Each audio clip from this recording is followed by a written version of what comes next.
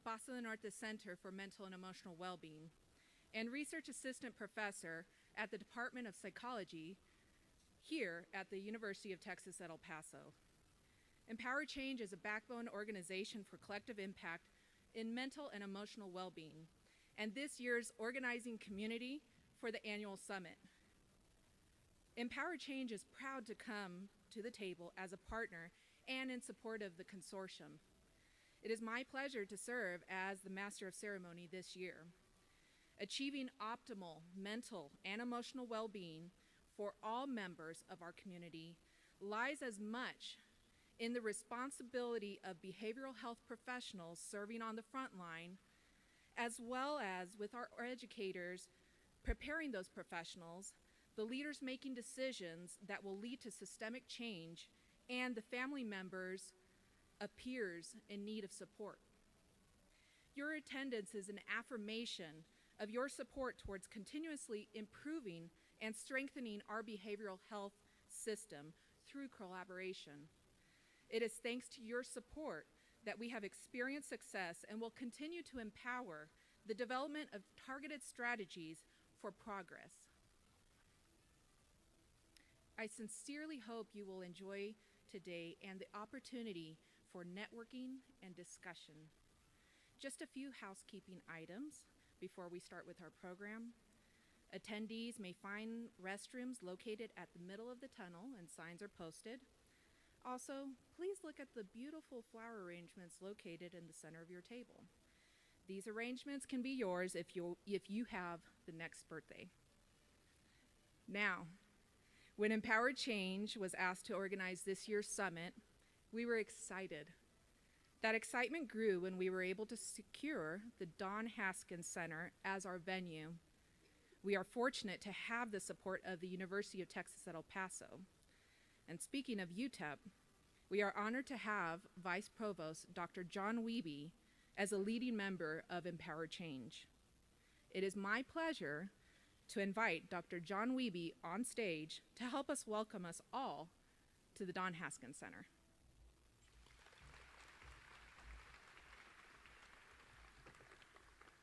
Thank you very much, Eden. And thanks to all of you who braved this brisk morning to join us here at the Don Haskins Center to talk about building the mental health and resilience of our community. On behalf of the university, I'd like to take this opportunity to welcome you. UTEP takes its role as a public university very seriously, and we work to apply the resources that we have for the public good, whether those resources be venues like the Don Haskins Center, whether they be the expertise of the many faculty who are here among you from various colleges and departments, whether they be the enthusiastic efforts of so many of our students who are engaged in service learning and community-based research. In 2017 alone, we were excited to document 1.5 million hours of service by UTEP students to the community. And a number of those students you saw here today, you still see here today, helping get you checked in, helping make sure that you had parking.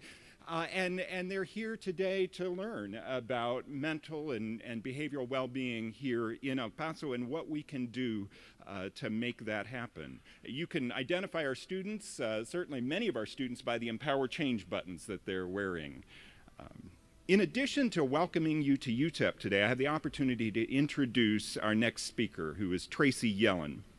Almost all of you already know Tracy, the CEO of the Paso del Norte Foundation, which includes the Paso del Norte Health Foundation. And Tracy brings years of high-level administrative experience and education to her role at the foundation, but just as importantly, she brings a deep and abiding commitment to the Paso del Norte region, where she and her husband are raising their 2 children.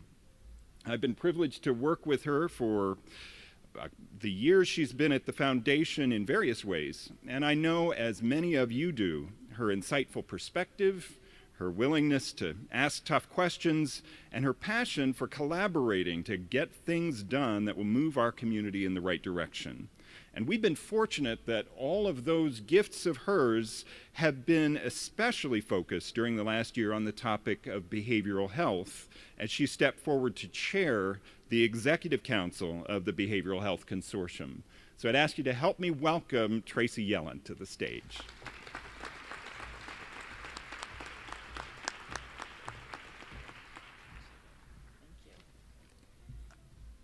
All right, good morning, everyone. So you'll be happy to know that I'm not really giving a speech. My task this morning is to make some additional welcomes and then briefly describe the format of the summit this year.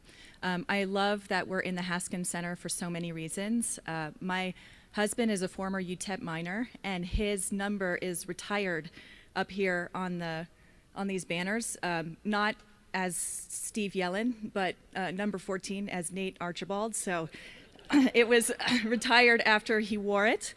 And we have a lot of fond memories, of course, of spending time in the Haskins Center. When we first started dating 25 years ago or so, we would sneak in to the Haskins Center, probably at a time where you could still sneak into the Haskins Center, and play 1-on-1 to 100. And that's sort of how we dated. I was a college basketball player myself, Division III, so small college. Anyway, but lots of fun. So glad we're here. So I get to welcome you and all of these students who are here with us as well. If you are a UTEP or Texas Tech or El Paso Community College student, can you please raise your hand so we can properly acknowledge you? Great, thank you.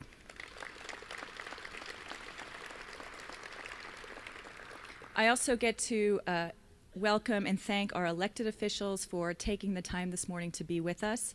Representative Alexandra Anello from City Council, thank you. County Commissioners David Stout and Vince Pettis.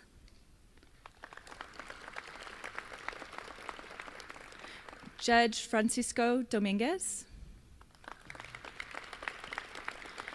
And two EPISD trustees, Al Velarde and Mickey Lowry. If you are an elected judge or JP or an elected official and I have not recognized you, thank you so much for being here. Please raise your hands and we'll make sure we acknowledge you later in the program. All right, I also want to thank UTEP, Dr. Natalicio, for allowing us to be in this space, to Dr. Wiebe, Dr. Robles, and the entire Power Change team for putting this together, and really to all of the partners who have made this a really extraordinary year and a reason to come together and celebrate our successes and talk about the work that we have ahead of us. As you may know, the consortium was founded, let's see if there's, I was going to use a slide, but I'll just tell you, in 2014. And essentially we have an executive council made up of varying leadership and then 3 leadership councils. And you're going to hear from them this morning and members of those councils. So there's the Family Leadership Council, the Justice Leadership Council, and the Integration Leadership Council. And so the consortium is a framework that helps us organize the work. Under those councils, there are multiple work groups. And so you have this growing organizational chart really that makes up people that are doing the work on a day-to-day basis. And they spend many, many hours together. I had mentioned last night at a dinner when my kids say what we do, they say Daddy goes to the office and Mommy goes to meetings. So we go to a lot of meetings, but they're productive meetings and the work that happens really results in the change in our community. So it is very much time well spent. I want to recognize in particular the chairs of our leadership councils, Yvonne Tapia from Oliviani and Kathy Gaitan from the El Paso Child Guidance Center with the Family Leadership Council. Dr. Tawana Norris and Victor Talavera, both with Emergence Health Network, leading the Integration Leadership Council. And Sheriff Richard Wiles and Crystal Davis, the sheriff with the county, obviously, and Crystal with Emergence Health Network, leading the Justice Leadership Council. And then none of this happens without 2 really special people with the Health Foundation. One is the chair of our board, and that is Sharon Butterworth. She was the founding chair of the consortium. And the other is Enrique Mata, who's a senior program officer with the foundation. None of this would happen without either of them, and I'm incredibly grateful for their time and energy. Okay, so the summit is divided into two sections. The first, we have such a pleasure to welcome and hear from today Adrienne Kennedy, who's the National Board President of NAMI. And so she is working on mental and behavioral health issues at a national scale, and we are so very honored that she's with us today in El Paso and will be our keynote speaker when I'm done, and I promise I'm almost done.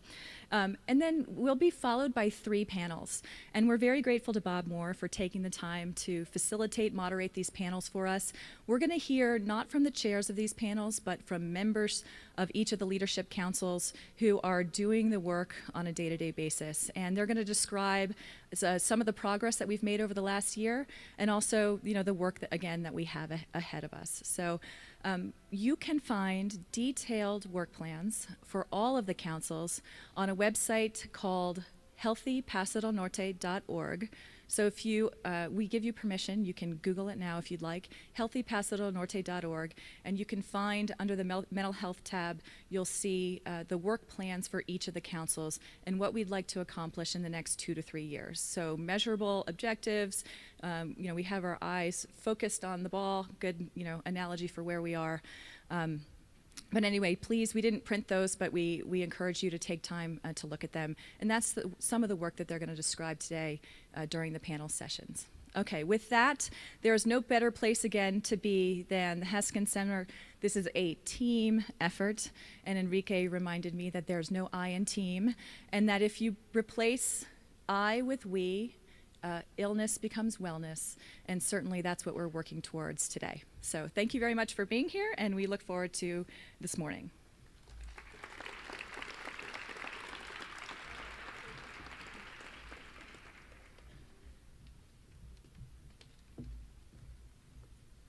Thank you, Tracy.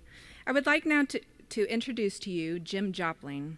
Jim Jopling is an attorney in El Paso and a father of 2 sons. He graduated from the University of Texas with a bachelor's in business administration, then from St. Mary's University School of Law in 1996. He and his family moved to El Paso in 2005 from San Antonio.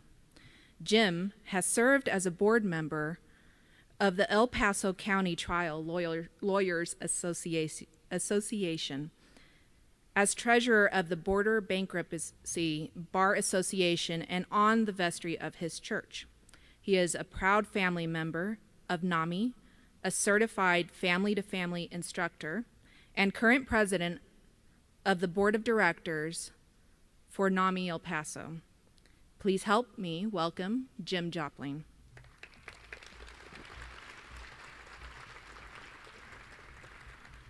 Thank you, Eden. Good morning, everybody.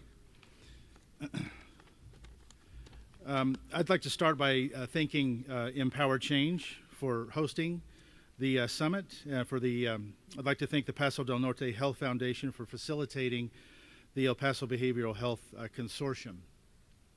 NAMI El Paso is honored to be a part of this consortium.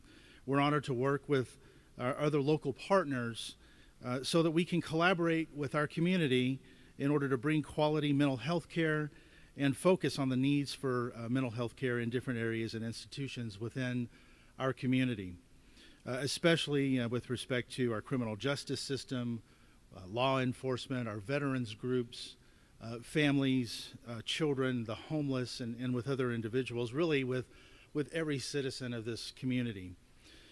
I am excited to learn about the great work that this collaborative has accomplished. I know that all of you are eager to hear from the strategic leadership committees and what they have to say this morning.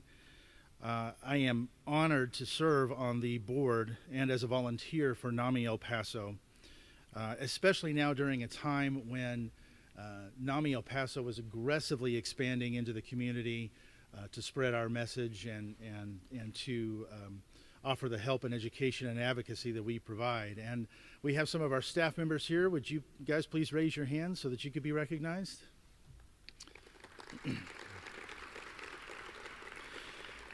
You know, our team over here works tirelessly to provide educational classes, presentations, support groups, health fairs.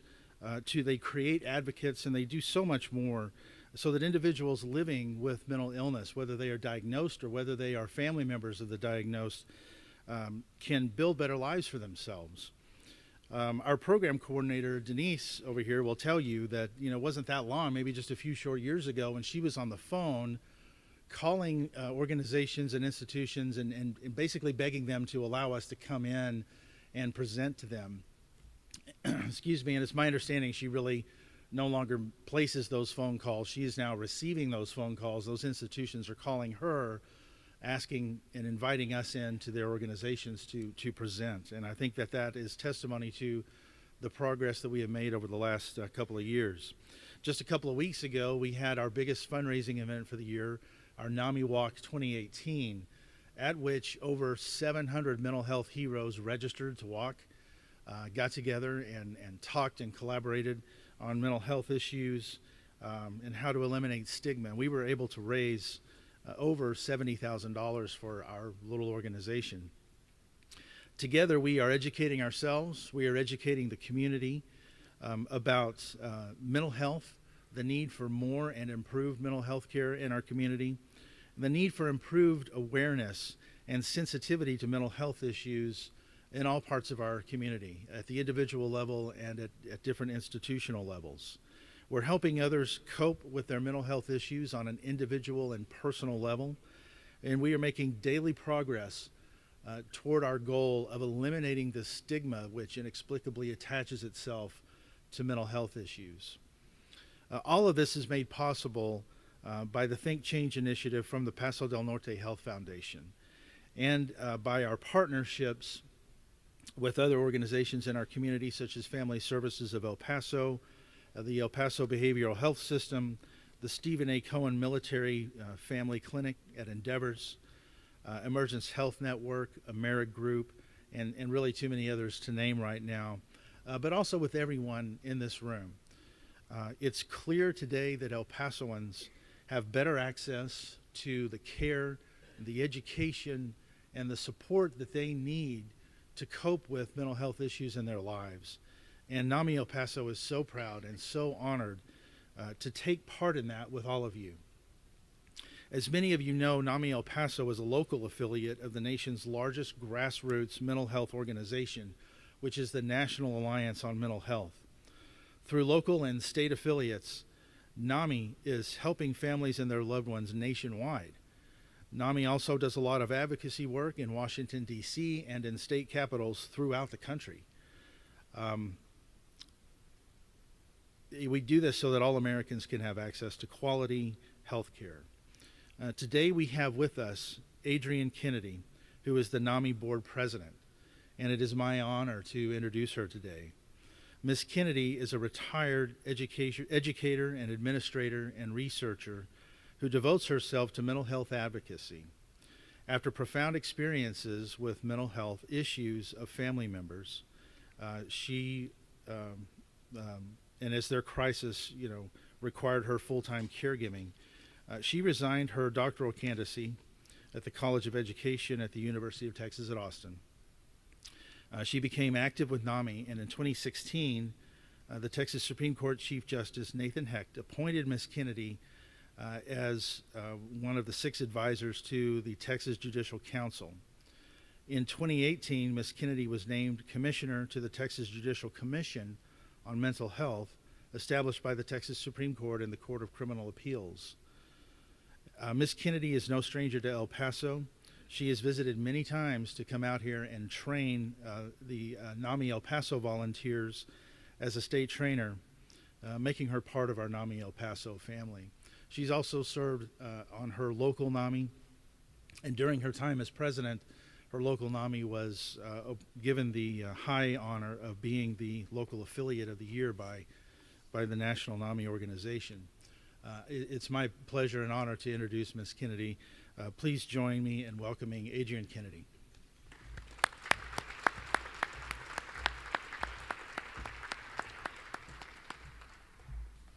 Good morning. Let me set up my props. One of them is going to be my watch so I can watch my timing best I can. And then when Eden walks around, that'll be my 5 minutes and I'm gone moment. I have a clicker here, all right? Getting used to clicker. Let's see. Oh, that's, how do I go back? Oh, perfect. All right, good. First of all, let me say, this is not my favorite venue. Standing up here on a stage is not the favorite place for me to be, but it's a place also that I take with great honor and with great gratitude to each and every one of you. The place that I'm used to being is sitting right there at the table with you, sitting as part of the training aspects, part of the conversation aspects, part of the community development aspects. That's where the action really happens, and I hope you know that. And I hope you know the level of gratitude that I have for each and every one of you sitting at these tables today, because this is where the rubber does meet the road. The rubber on your feet meets the road of change and progress in our communities, and that is incredibly important. I absolutely laud the fact that you would get up and come in this morning and sit at these tables to be here, to listen to the people that are going to share their ideas and their thoughts. And I'm grateful that you've invited me. I'm incredibly passionate about this work. My husband has noticed that over the years, that the home-cooked meals diminish and my time out increases, right? So let's give him a round of applause. Yay, Hal. 44 years and he's put up with me, and it gets harder all the time. All right, and I also want to say an extra welcome to a president of NAMI, a local affiliate, NAMI, Doña Ana County, Micah Pearson. He's also a fellow board member with me on the national board. So Micah drove over from Las Cruces today to be with us, and he's the chair of the national chair of the policy committee at the national level, which is a place that I served on as well before my presidency. Now I get to sit as an ex officio member to all the committees, which is a great joy to work with my colleagues. And I also want to say a special hello again to Judge Dominguez, because he and I served together. He and I are two of 31 commissioners that were named in this groundbreaking work of bringing people together who had voice, passion, and absolute dreams and visions for how we could make things different, with the voice of the judiciary and the Judicial Commission speaking to not only to providers and networks of folks and community, but especially to the legislature.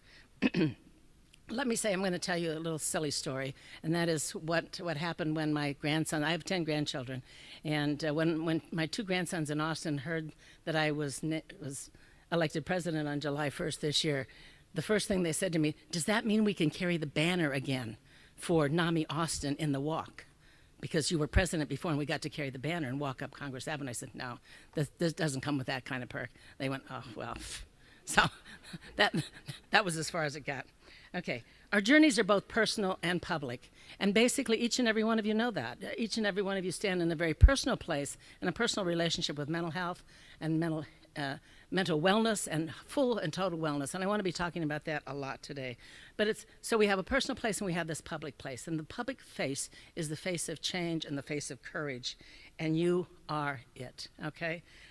First of all, I want to say this is not a fancy bunch of PowerPoint slides. These are my notes that I'm sharing with you, okay? So there are going to be no embedded videos, no great graphics, just my notes to share with you.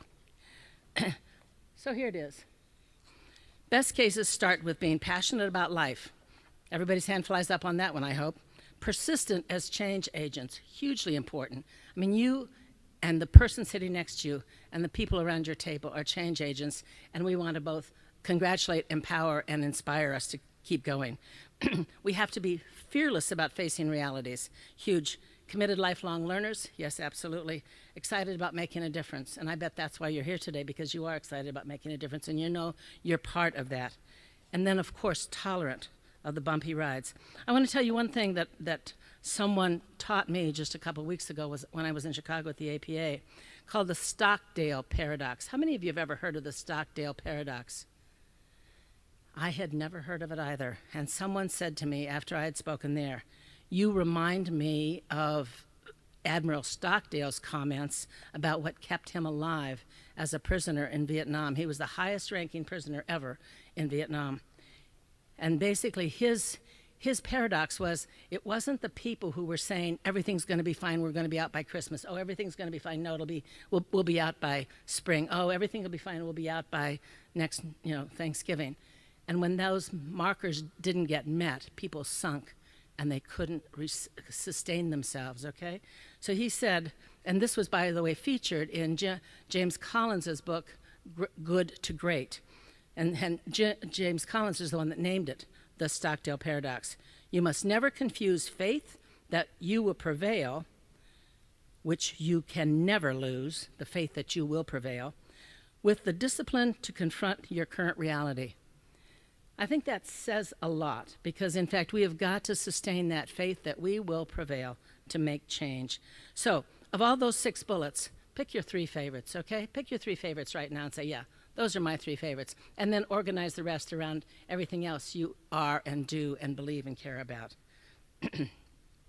So here's another list. It starts with the enrich with diversity.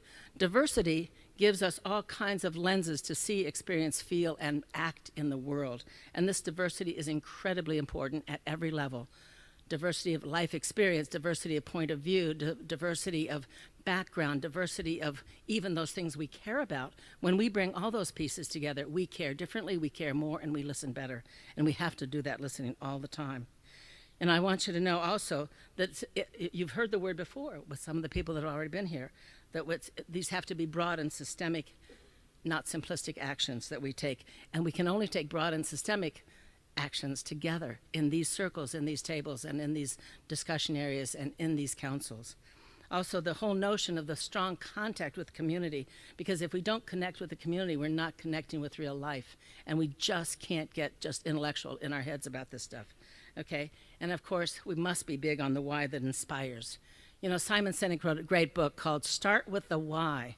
The why we're here is the most important front-running draw to keep our hearts alive, fire in our bellies, and stars in our eyes, and dreams and visions forward.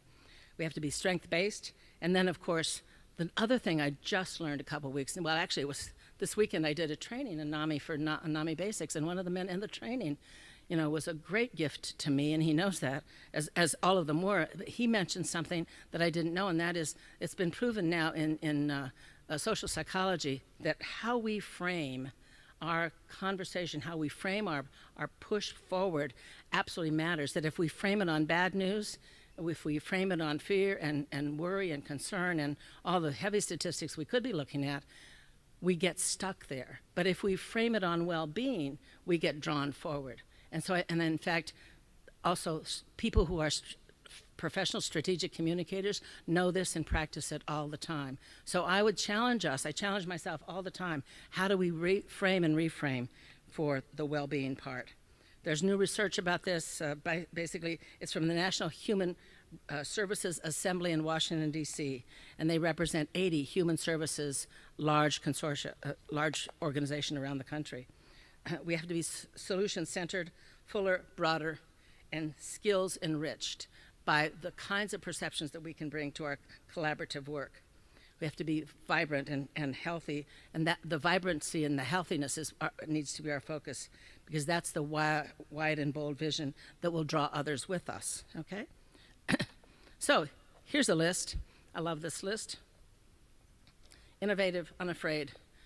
What I truly believe in learning communities, and when I truly believe in learning communities, this is the question I always ask myself. Look at those 2 questions. I posed that to my husband the other day. Do you want to be the smartest person in the room? Or would you prefer to be the dumbest person in the room? And which of those is going to take you and draw you forward as the learner, the big learner? I suggest to you that the best place to be is where you know you're the dumbest person in the room. Like, please God, let that be so. You know, make that be so, number 1, right? Because in fact, once I sit and say, I'm here to learn everything I can learn from people around this table, my ears open in a different way, my eyes open in a different way, and my heart opens in a different way. And it also provides for us a risk-taking sensibility about ourselves, where we can be in an atmosphere of safety and respect that we want to create for ourselves and for others. And this is where servant leadership comes in. Servant leadership, I just heard that phrase today. Thank you for the person who said it to me. And I was reminded about the fact that it was one of my favorite books about 20 years ago. A great, huge volume came out on servant leadership. That's who we are. That's who we aspire to be. And that's who we, each and every day, want to live that dream. Because best cases start with servant leadership. dedicated to connecting, transparent, and trustworthy. And by the way, that's a huge one. You know, one of the things that I'm doing, as Micah can tell you, we have started a whole board process of board renewal and board education and drawing the board up to new and better places all the time, from good to great. And one of the things is we're looking at board source materials about the 12 principles of effective boards. And one of them is this transparency and trustworthiness shared among board members and with board and staff. Hugely important. And if it's not there, you feel it. And if it's not there, we withdraw and recoil and pull back, because trust is what brings us together. We've got to sustain that and make it forward and present. We've got to be genuinely curious. I want to know what you think. I genuinely want to know what you think. I need to know what you think. How can we move forward otherwise? And let's find ways of opening those conversations with safety and with a lot of dignity and respect around the table, all around. We start with honesty and insight. Insight is hugely important. We have to challenge ourselves to be vulnerable, to identify our biases and habits and our perceived impossibilities. You know, when don't I walk into a room and have a bunch of stuff that's going on in my head that's part of that not so happy list that could keep me bound up? And also I want to really put your attention on the assessing organizational antibodies. I have a friend. He's been a friend for ours. He was in our wedding 44 years ago, and now he's a medical doctor. He's a forensic expert at Wayne State Medical School. And when I was mentioning to kind of the chafing that we do sometimes in organizational work, he says, don't you know the antibodies theory? You've got to know the antibodies. When you introduce anything new, there's going to be antibodies that come up, that rise up, right? Yeah. And so once we acknowledge that and say, okay, let's pay attention. What are the antibodies here that can be bubbling up that we are going to have to address lovingly? And also, as you know, we expect that when we're introducing change, it's going to feel to any organizational system, and ours as well, the ones that we live in as well, as a little mini invasion, right? So expect it, respect it, and talk about it. We want to question our assumptions because those will help us lead us to where the antibodies might be. And then we also want to set SMART goals. I'm sure you probably are familiar with the word SMART goals. I always have to write them down because I'm bound to miss one of the words, right? So specific, measurable, achievable, actionable. We could have two A's there, right? Relevant. Relevant to the organization, relevant to progress, relevant to human beings, and time-bound. Because we need to bring things in range and perspective so we can feel successful, one incremental step at a time. The best case is start with something new. And, did we lose? Gotta go back. Uh-oh. Now I'm going to be fussy with this, right? This is not too cool. Yeah, thanks. Micah, help me here. Back one? No, forward. That's what okay, here. Now, again, sitting at a dinner table with my daughter-in-law in Chicago 10 days ago, she said, have you heard about narrative medicine? How many in this room have ever heard about narrative medicine? Okay, a few. I had never heard about narrative medicine. Have you ever heard? And she said, have you ever? I said, no. Have you ever heard about doctors and clinicians writing with their patients and with their clients and with the people that they serve and work with? I went, no. She said, well, we've got this incredible pediatrician. He's a pediatric cardiologist who writes with all of his patients, and the parents and the children. And this is what he does. He calls it the 3-minute mental makeover. And he's spreading it across the network of advocate hospitals in Chicago. They write together, they write every time they see each other, and they become close and real to each other as human beings. He asked them to write, okay, let's do it together. And he literally has his notebook, a little notebook that he has, and he has a notebook for each of the children and for the parents. 3 things you're grateful for. And he said, remember to say, you can't just say your dog. You have to say, my dog when he wags his tail. Okay, or my dad when he plays soccer with me. 3 things you're grateful for. The story of your life in 6 words. 6 words. Now it can be 6 words strung together in a sentence, or it can be 6 words, like born, raised chickens, hated school, got a scholarship, started a new path. Start life. Okay, that's what he means by that. Very clear. And then the magic lamp that he says, okay, you rub a lamp, genie appears, he'll give you 3 wishes. What are those for today? But that's how being real to each other, being present to each other, being people to each other matters in every bit of work we do. By the way, Dr. Thiel is spreading this throughout Chicago and in other professional circles. So pay attention when you hear about people writing together to become warmer and more real to each other. So here's what we'll say. Here's where we're going to start. Today, this is kind of the advanced organizer, those 6 bullets that you see. We're going to look at the why frame for well-being. And this is the new frame of that well-being that we must always be concerned about. We always want to be about people because we are totally about people work. We've got to be very mindful about what we're about. People work first, last, and always. How do we get there? No matter which door we enter from, getting to people work is the most important. So then we ask the question, this is one of those. Mike, it's not working. Oh, yeah, wouldn't you know? Yeah, thank you. This is my son. I have a 30-year-old son that did this for me, right? Thank Colin, everybody. Thank you, Colin. Okay. I wondered why I wasn't seeing all those. Okay. We're going to talk about each of these in order as quickly as I possibly can so I don't run out of time here. Engagement, your leadership matters, and that's why you're here today. Your leadership really matters. The why. What's the push? What's the push for integration and recovery, resilience, wellness, and being whole again, not just patience? At the person-first level, we have physical and mental health integration, and these are all the ways it matters. It represents reality accurately. It represents me as a whole human being. It improves my options. It addresses the social dimensions of what my wellness means to me and how different factors of illness or symptoms are getting in the way. It aids for early intervention because people want to reach when there's a hope for being connected. And it simplifies the reach for help because you're doing it in an integrated setting. These integrated settings are incredibly important, by the way. And I'm going to show you the NAMI policy call for action. When I was also on the policy commission committee at the national level, as Micah chairs today. In the 2015 call for action, this is what we wrote in our NAMI statement for this year and continuing forward, that we were going to see health, disease, and recovery as an interplay of these 3, biological factors, psychological, and social cultural factors, which are sometimes now named the social determinants of health and wellness.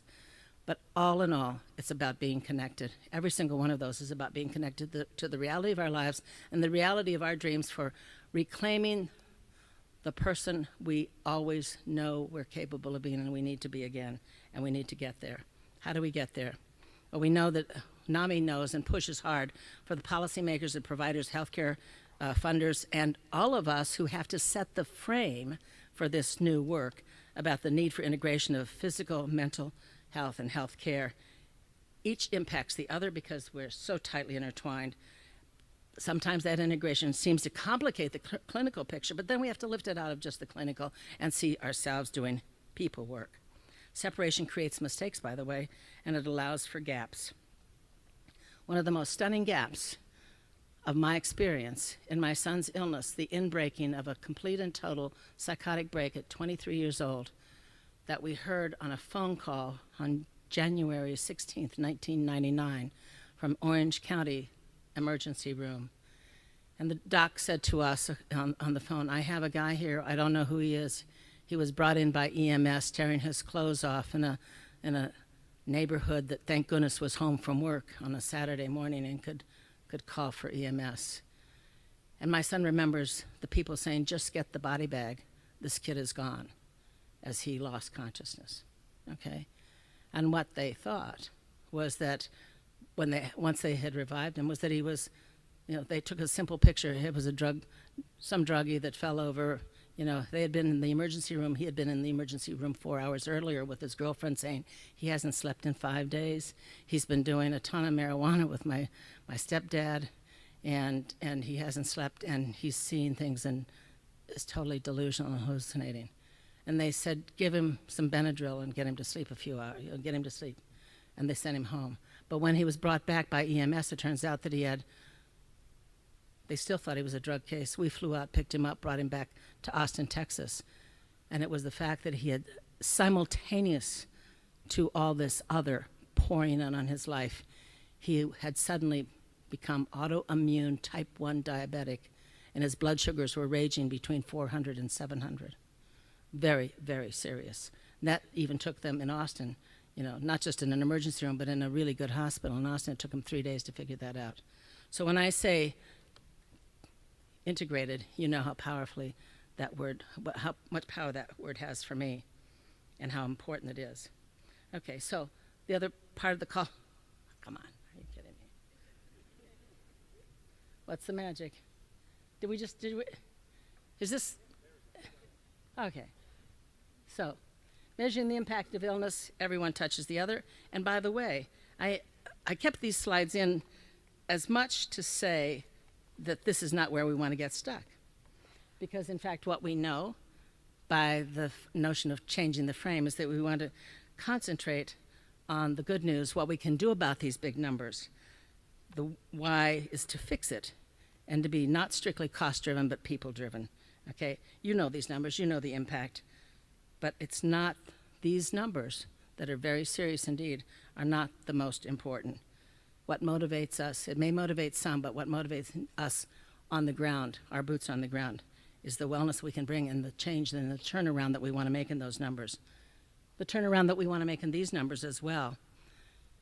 Can you imagine what it's like for us individuals with these illnesses, or us with family members standing side by side with our loved ones with these illnesses, to learn that a diagnosis shaves off 11 to 30 years. It's called now by the American Psychiatric Association the mortality gap. The mortality gap. Can you imagine? And it's largely related to treatable conditions and not directly related to the mental health condition itself. By the way, look at this from World Health Organization.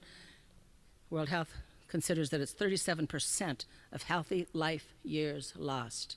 That would be unacceptable. That would be unacceptable if we were talking about any other illness factor, right? Absolutely unacceptable. We need to make it unacceptable and then fix it, and then really put our concentration on the fixing it. And the dropout rate, which I do quote because I think we need to put schools' attention on the importance of identifying the needs of students, their behavioral health needs, is that 50% of children with special ed needs drop out. It's the highest disability dropout rate in the country on any disability. So here, in 2017, these were the comments that were made that I wanted to extract and pull out for you. That serious mental illness also has disproportionately high rates of those for cardiovascular disease, diabetes, COPD, and obesity and tobacco use, which contributes also to earlier death. All of those factors are factors that integrated healthcare matter. Okay, you know this bunch of statistics as well. And of course, the other thing I want to challenge us to do is we must learn to speak across the spectrum, everybody. We have to speak across the spectrum from the earliest intervention, the earliest identification, the earliest moments, all the way to the very, very most difficult and challenging moments. And we have to have a seamless language for that that's respectful, that's filled with care, personhood, and possibility, all right?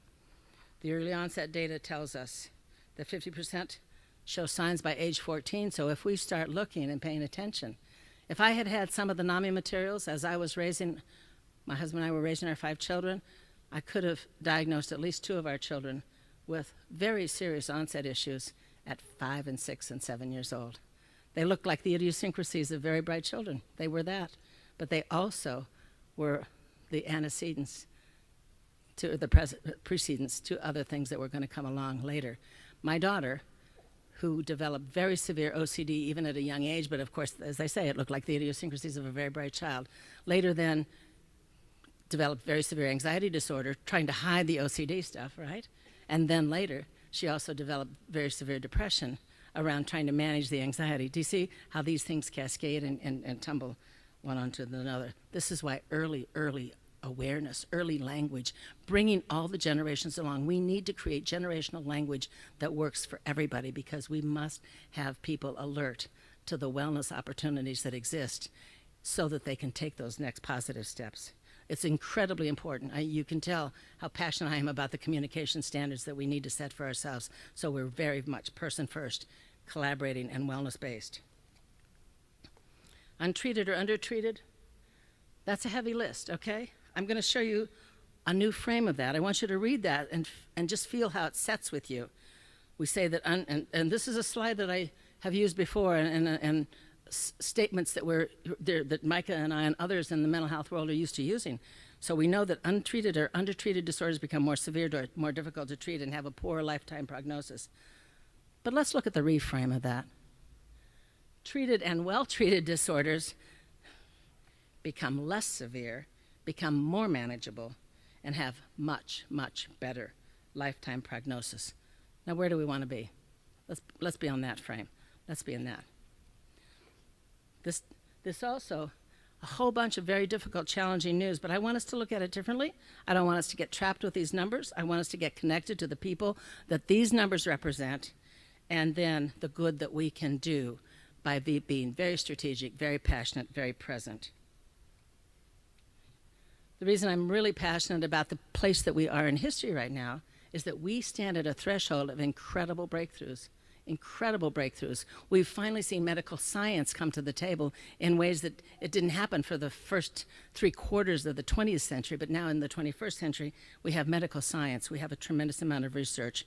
There's a tremendous understanding of mental illness as brain illness, biological brain disorders. They're not personality issues or character flaws. And we also know that it's an equal opportunity set of illnesses and behavioral changes. So in fact, we want to see how broad spread this conversation can become. We know that these are the things that require us to look very carefully to help us reclaim life in a very personalized and person-centered way. Not a patient. My son never wanted to be a patient. Who wants to be a patient at 23 years old? Who wants to be a patient at 18 years old? Who wants to be a patient that then has to be seen or feel of himself that he's a patient for a time, all the time that stretches forward? I can remember the frustration and the emptiness that I felt when I asked my son, because one of his clinicians had asked him and said we should be talking about this, what do you want to be doing in the next 5 years?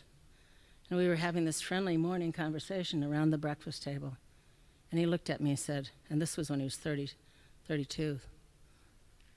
He said, Mom, I don't want to be around in 5 years.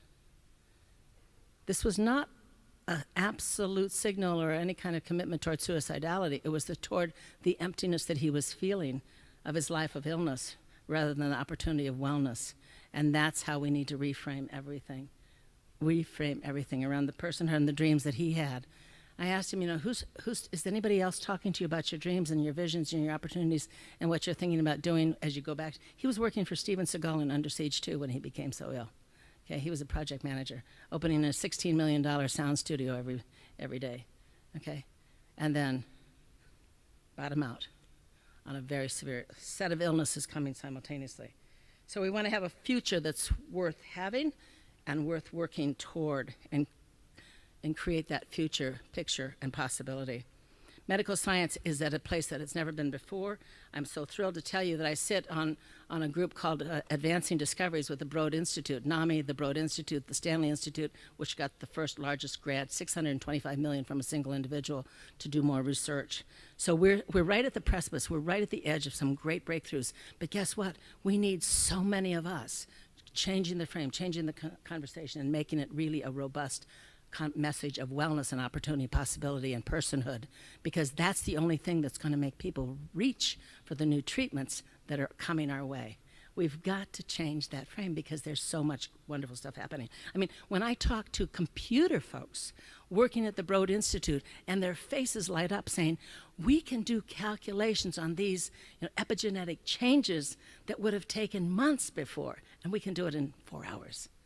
And they said, do you know what difference that makes when we're looking for the epigenetic changes and the ways that we can address these? So I want to really plant the idea that we are looking at a cascade effect of wonderfulness and opportunity, but we've got to prepare our hearts, our lives, our communities, our systems, and our interaction and our interactive systems to pick this up and hold it and take it to the community. Because in fact, if we stay stuck in the fact that 75% don't even seek treatment, then it won't matter that we start inventing some of the best stuff and the best frames and the best opportunities and possibilities unless we've made the community conversation alive and different.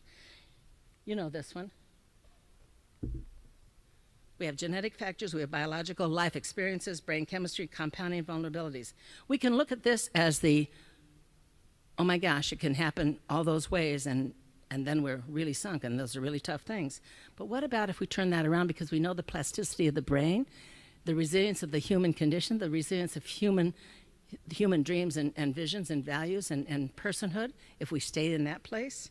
Now we can improve each of these as we go. If we know it, we can face it, we can change it, we can improve it.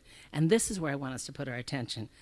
This slide we can see in two ways, but let's see it in the way that the genetic factors, if we know there are epigenetic changes based on stressors, how can we fix and change the stressors to make those epigenetic changes either stop or turn around? How can we change the biological factors? How can we even roll some great services and great opportunities and great community activities toward your families and your neighborhoods? When I look at your websites, when I look at your dreams and visions, this is what inspires me, and I'm hoping that this is what inspires each and every one of you.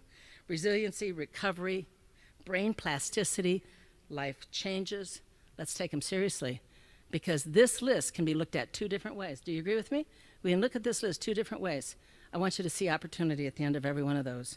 Everyone. Because if we have compounding vulnerabilities to get ill and stay more ill, we also have the positive of compounding vulnerabilities of bringing our creativity and our passion and our visions together.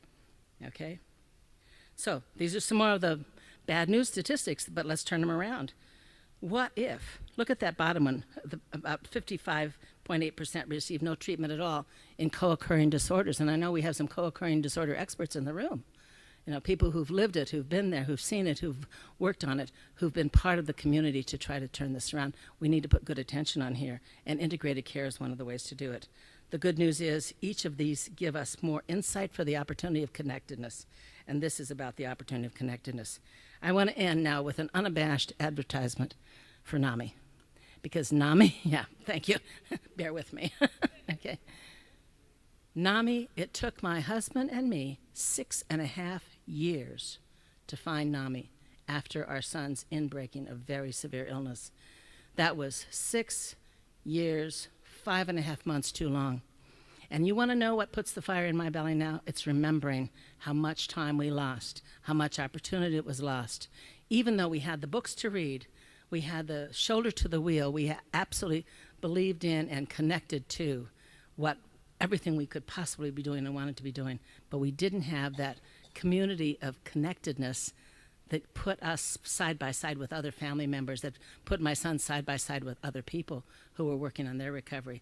And that's absolutely the salient point that I want to make to you. We've got to get there. Because in fact, it is a health trauma. We know from NAMI that there are these serious health issues. Is life interrupted? What do we do to replace that interruption with connection? We know that there are catastrophic stressors, that there's a biosocial dimension, as you saw, but we talk in NAMI about the emotional responses and how we normalize them and how we understand them so we can move through them. And the emotional stages of recovery have the same power. Once we know it, we can step on it like a footstool, like a stepping stone, like a ladder up. Okay, this is the scaffolding of our emotional well-being that can come together. Okay. Tell me when catastrophic stressors show up here. Come on. Oh, I really fell behind. I want you to see this and just look at the two lists really quickly. The stressor is an unanticipated event, no time to prepare for it. You've been there. You've felt this. My friend who lost 3 homes in the Bastrop fire, hers, her daughters, and her sisters and brother-in-laws, said, bring me the stages of emotional support. We've got to walk our way through this, because every catastrophic stressor brings the psychic traumatic impact, the compulsion to undo, frozen in time. This is no place to get stuck. This is a place to move through, but we have to have personhood to move through it, and we have to have the good models and the anchors, those stepping stones along the path, to know how to manage the flood of feelings and the fear of reenactment and all those things that pour in on us. NAMI brings that. NAMI brings it in a huge way. We know that in psychosocial dimensions, and I want to cross out the word illness there and put wellness. There are psychosocial dimensions, biopsychosocial dimensions of wellness, and that's where we want to put our attention. The person is at the center, they're connected. It's connection, connection, connection, right? Because in fact, that's that handhold. That's that handhold on the edge of the cliff. We have to trade brokenness for re-entry at every point. I want you to see how NAMI frames this up, because it's so powerful. We know that there's the opening, we're dealing with a catastrophic stressor, and do you know in NAMI we call denial protective denial? Isn't that a generous moment? When I heard that there was such a thing as protective denial, and it was okay for me to sit in that for a day or two or three until I could take the next step. The learning to cope that has anger and guilt and resentment, but also it's understandable, the grieving that needs to be addressed and respected, and then moving into advocacy. There are all kinds of ways that we can work together, that we must work together, and I want to now go to Pins and Needles report on caregivers. Take a look at that when you have a time. These are the principles of support that NAMI brings to the table. I want you to ask your NAMI El Paso folks to let you know what the principles of support look like and how we use them in NAMI, because each and every one of you could have a list of them. They are so powerful. We see the individual first and not the illness, and look down through that. My favorite one that has lifted me through a lot is the one that says, "We will not judge anyone's pain as less than our own." And that brought me to a moment of deep, heartfelt reckoning around what my son, my daughter, and in fact a couple of my grandsons are going through right now. And speaking of them, I want you to see, there's where it really is, right? You wonder why I'm up here today? That's why I'm up here today. Precious beginnings, effective practices are within reach, and they build healthy lives. They build healthy lives. This is the integrated generation, folks. These two grandsons are now 9 years old. When I heard their first suicidal ideation, when one of those little boys said to his mom, "Mommy, would you be sad if I didn't exist anymore?" Or another one who said a couple months later to me, "I'm going to be a suicide when I grow up." Don't you know? They were in good care and some treatment and some positive steps a week later, because that's what I knew, how to make a difference. That's what we want to do. We want to make that kind of difference. I want to show you just the last. Oh, please. I'm so stubborn. Can you tell I'm stubborn? Yes. Okay. Any chance that we can get that one last big... They really cut me off. I mean, I've had a hook around the throat before, but I mean, never. All right, Josh, the one last slide. Humor me.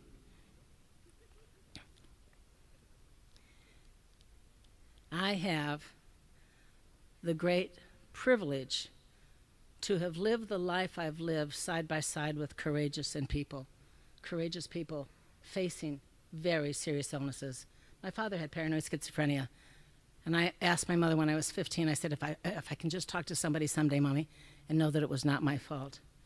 My mother had severe depression that later became not unipolar, but in fact bipolar disorder, that she recognized herself when she took her first NAMI class.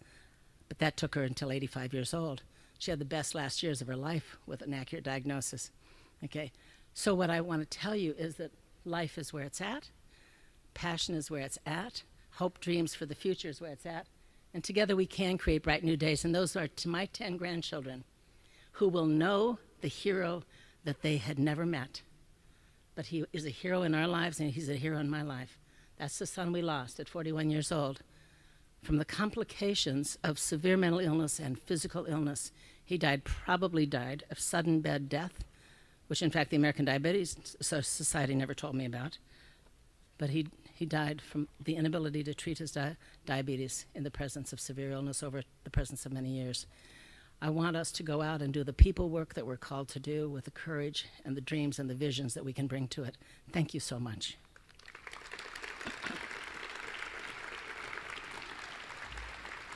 Thank you.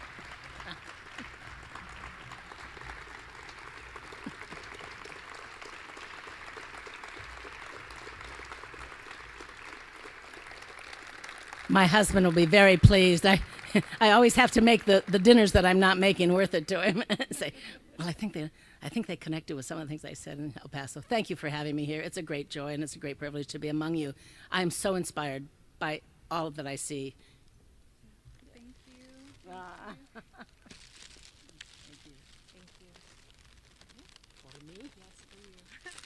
How do you think Southwest is going to feel when I walk on with this?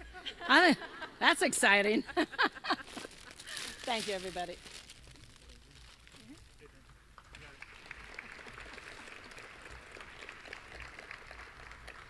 Thank you, Adrienne. Before I introduce the panelists, I want to provide you a brief overview of the topics that will be discussed today and introduce our panel moderator. To begin, you will hear about 3 key sectors where partner organizations are seeing results from working together to achieve common goals. You have a brochure in front of you that summarizes the goals each consortium leadership council, in coordination with work groups and community leaders, is working to achieve. To keep the discussions relevant and concise, we have called on a world-class journalist and well-known El Pasoan. Robert Moore, also known as Bob, began his career as a journalist in 1984. For most of the past 32 years, he has been a journalist in El Paso, including 6 years as editor of the El Paso Times. He currently writes about border issues for the Washington Post, Texas Monthly, and other publications. During his career, he has earned numerous recognitions and is a champion of journalism and the local community. His respect for other champions who dedicate their careers to helping others is remarkable. We are honored to have him serve as this year's panel moderator. Please help me welcome to the stage Bob Moore.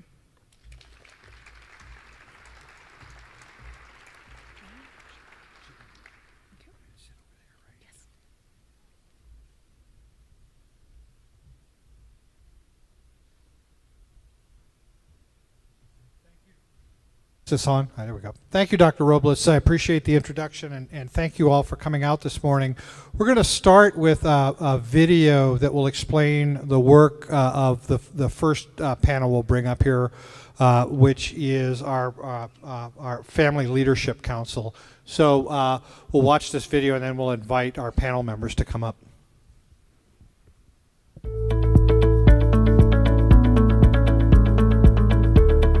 The Family Leadership Council is all the child-serving agencies in town having come together to look at the gaps in our mental health system, specifically relating to children and adolescents. It's creating access to the services that are out there.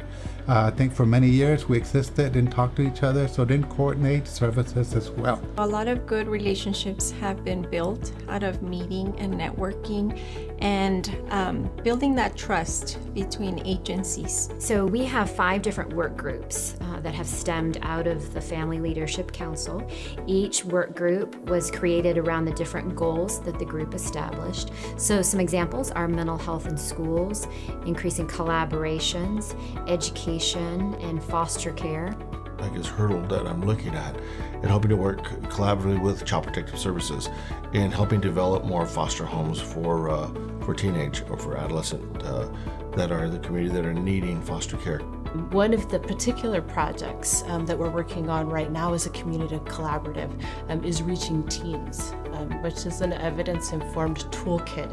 It's a model of care for serving youth, adolescents, and their families. And then the collaborative or the initiative that has just started is that bringing the educational institutions together, the ISDs, to be able to start talking and identifying those issues that they have with respect to educating children with mental health issues and special needs. And I think that's hugely important because now there's an opportunity for the education systems in our community to learn of and work with those social serving agencies that exist and to make sure that we're eliminating those silos that exist and that the best interest of the children in our community is served, because now they can be served by all agencies who are capable of meeting the needs of that family and the child. been a very exciting journey to see how we've all gotten to know each other, how we've gotten to know our own community better, and how we are now actively in the phase of really concretizing and really executing some strategies that we are very hopeful is going to help improve the lives of kids in our community.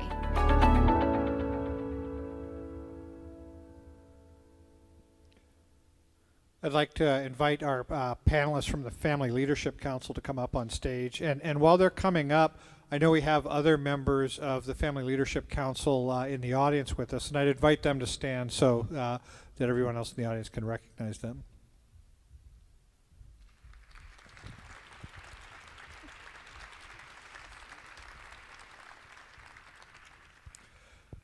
I was very inspired by Adrienne Kennedy's speech, so thank you again very much for that, Adrienne. But I have one bit of bad news for all of you. You all are at best in second place for dumbest person in the room, because I got that. And Adrienne's right, it is a wonderful place to be, and it's been really inspiring for me as I've been preparing for these panels to get a deeper understanding of the work that you all are doing. And it's not the kind of work that makes headlines or that gets covered on television, but it's absolutely critical work at the most fundamental level to make sure that we're having impact on these issues. The end goal, that it became clear to me, was really improved quality of life for all of El Paso. It's not just the people most directly affected by these individual areas. So for all of you on these leadership councils that have been putting in the hard work over the last few years, thank you very much for doing this. So we're going to start with a panel from the Family Leadership Council, and I'm going to just give you brief introductions of all of them. We have with us today Veronica Lowenberg, who's the Program Director for the El Paso Center for Children. Dr. Sarah Martin with the Texas Tech Health Science Center here in El Paso.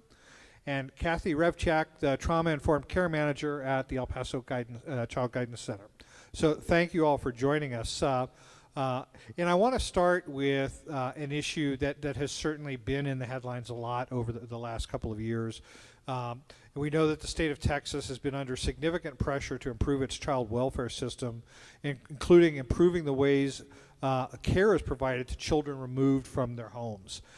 Can you talk about some of the changes you've seen in the last year or two and how you feel those changes are working as a provider of foster homes? Veronica, do you want to start with that? Sure. Is this on? No. Can you hear me? Yeah. So I think one of the biggest changes that we've seen and is very positive is the ability for us to place children who are removed from dangerous situations with relatives. There was a real push a couple of years ago to provide kinship placements for children in care, and of course we all know that kids do much better when they're with family and people they can connect with. And so I think in our community we've done a really good job of doing that. We also are working really hard at training our current foster homes to be able to provide care for kids with some of the higher needs, some of the higher behavioral needs. And I think we as a community have really come together to be able to identify those needs in our foster parents and provide those trainings to them. So I think those are some of the things that we've seen really improve here in our community. Kathy, do you want to follow up on that from your perspective? Are you seeing positive movements on some of these child placement issues or other things around behavioral health? Kathy. Oh, Kathy, I'm sorry.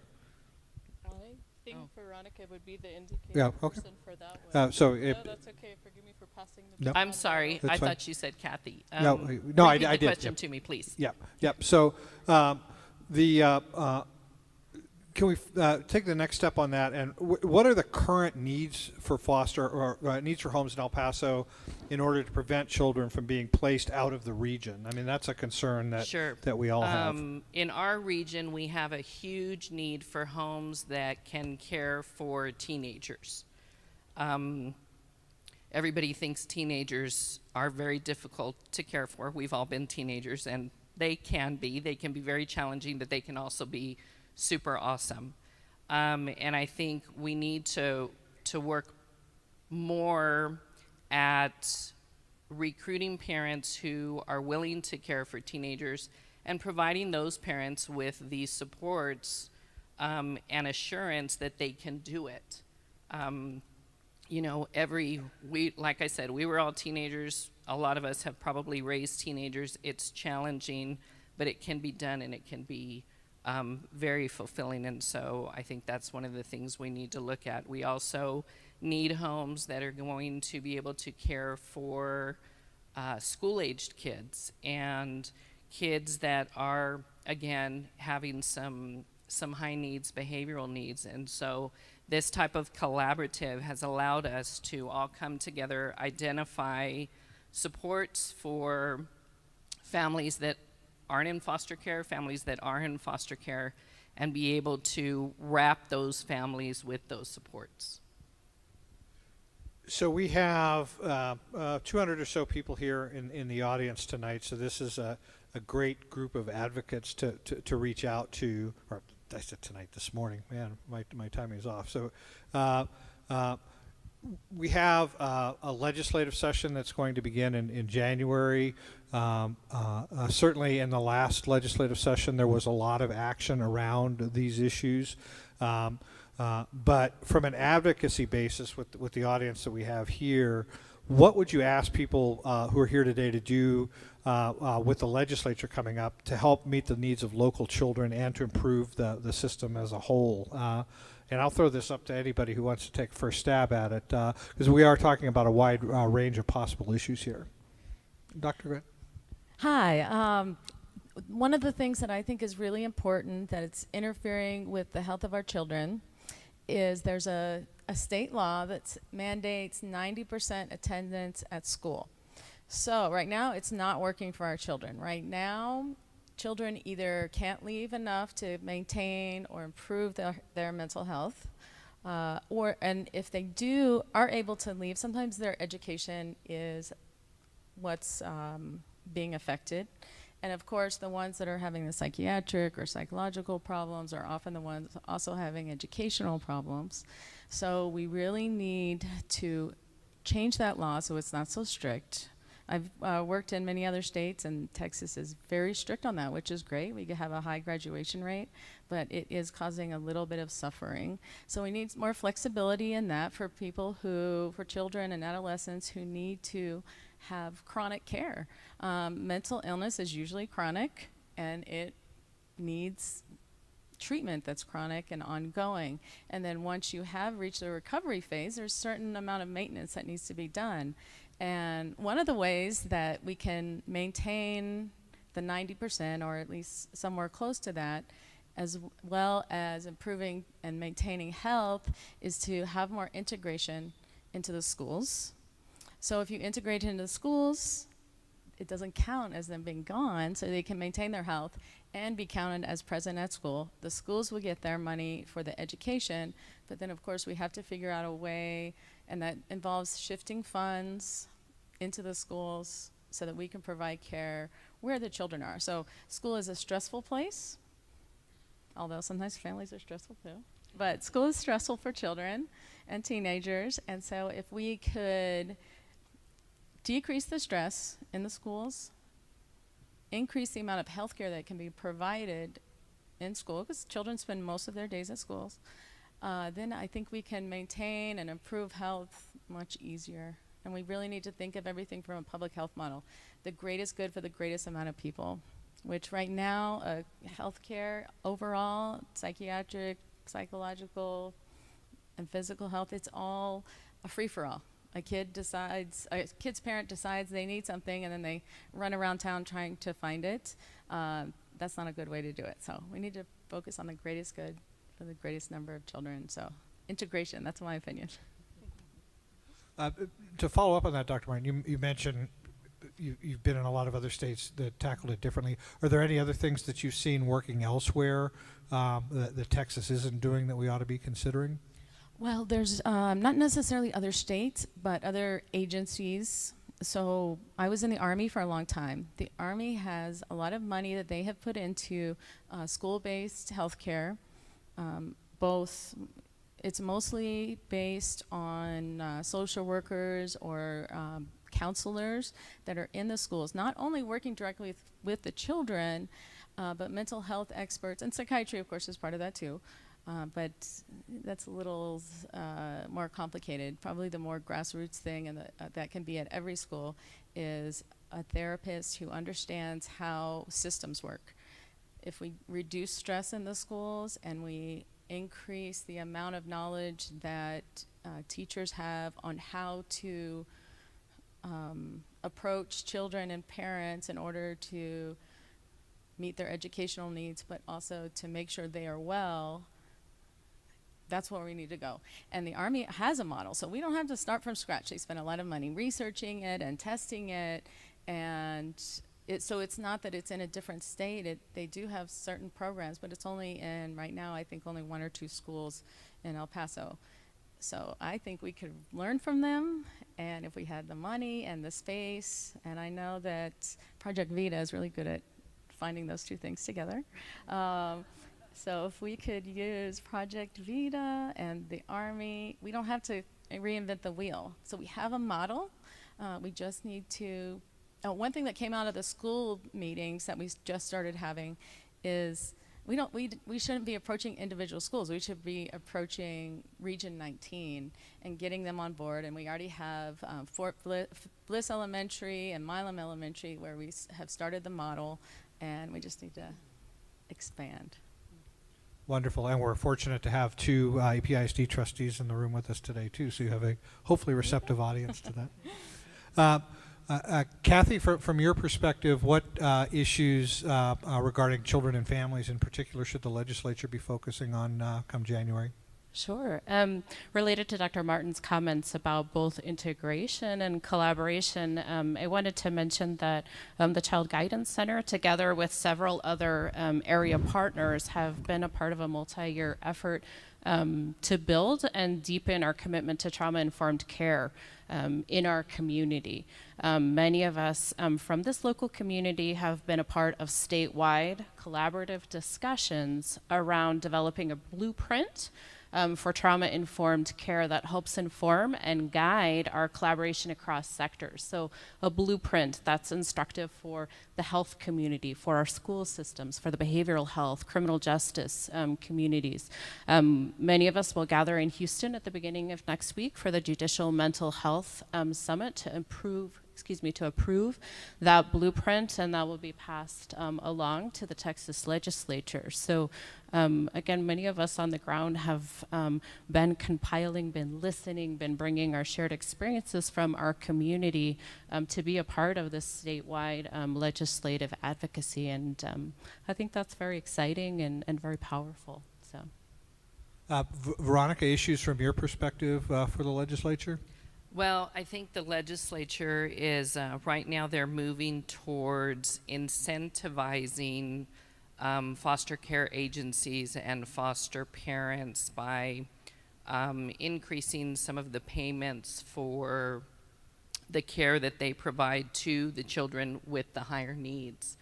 And so I think that's going to push all of us to be able to provide those services. And that's something that, you know, we've been fighting for that, I think, for a really long time. People think that being a foster parent, that all you need to do is have a heart and, you know, volunteer for this, but it's really it's work. It is providing treatment to these children, and so I think we really need to be able to reward and incentivize our foster parents and our agencies for doing that, so that we can get the right people in to be able to provide those services to children. So we're really happy to see that happening, and also to see them put more money into preventive services and being able to provide services to families that are experiencing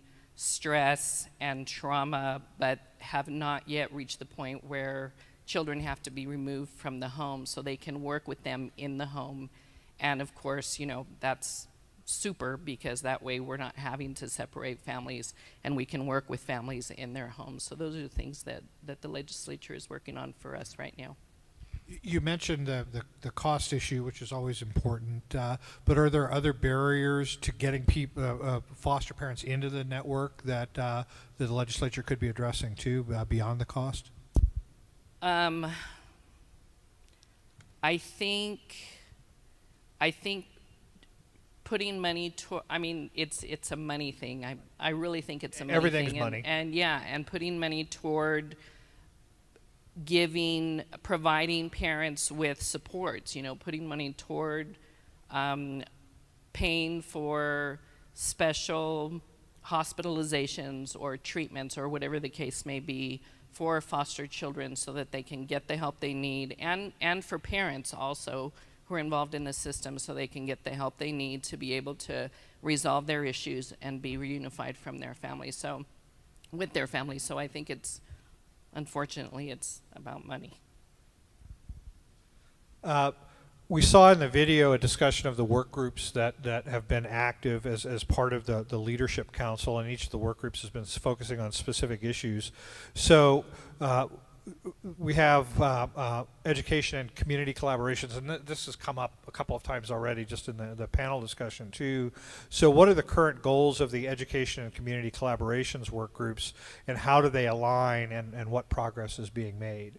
I don't know who wants to take the first stab at that one. I think that one would be for me. Thanks. The education and community collaboratives work groups are distinct groups, and yet at the same time our interests and goals align. So the education group is looking at, first and foremost, assessing what is out there in our community. And again, to the credit of many of you on the ground, many of our organizations are doing fabulous work. Providing training, education, peer support groups to youth mentors in our community, to parents, caregivers, to youth-serving staff and professionals.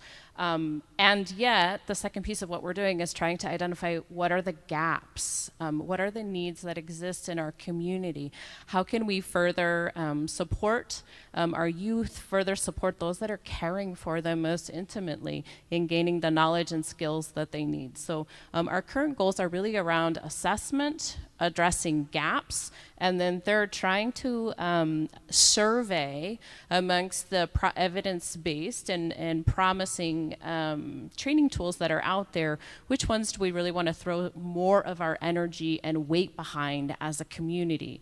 And one thing that we know is that when we invest as a community, when we're speaking the same language, when we're creating a culture of care that creates through any door policy, that's more accessible and more relevant to the families and the youth that we're serving. So, so those are the goals in brief of the education work group, and as you can see, they align with the goals of that collaborative work group, which really are to recognize and own some of the siloing that still exists in our community. I think we're all aware that we've made great progress in that area over the last few years. And as our work group meets, we still understand that to a large extent, some of us still don't know what our partner organizations are doing, or when we're referring youth or their families or caregivers to another organization or to another system, we don't exactly know what the program is that we're sending them to, or more importantly, we don't know who the person is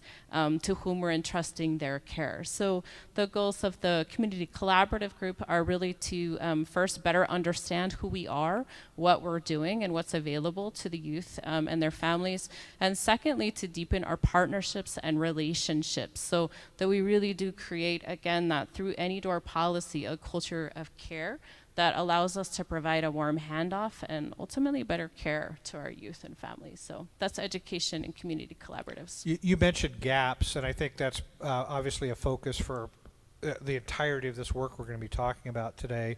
If it's not premature, could you talk about the gaps that you're seeing that really sort of rise to the top right now? And this could be anybody. I was going to say, I think we could all talk about gaps in our respective areas. Maybe I'll sort of pass the mic for just a moment and take my turn. So I'm working with the community the Community Outpatient Continuum of Care work group, which and their goal is to prevent children from getting so ill that they have to be hospitalized. That's it in a nutshell. That's the thing that I can see at every meeting I go to. That is what really draws people in, and that's what they're most worried about. It is hard to get into outpatient care in a timely manner. So if a kid has a crisis, they go to the emergency room and they end up hospitalized. If it has anything to do with being suicidal, hurting someone else, hurting themselves. But so the goal is to prevent a child from ever getting that sick.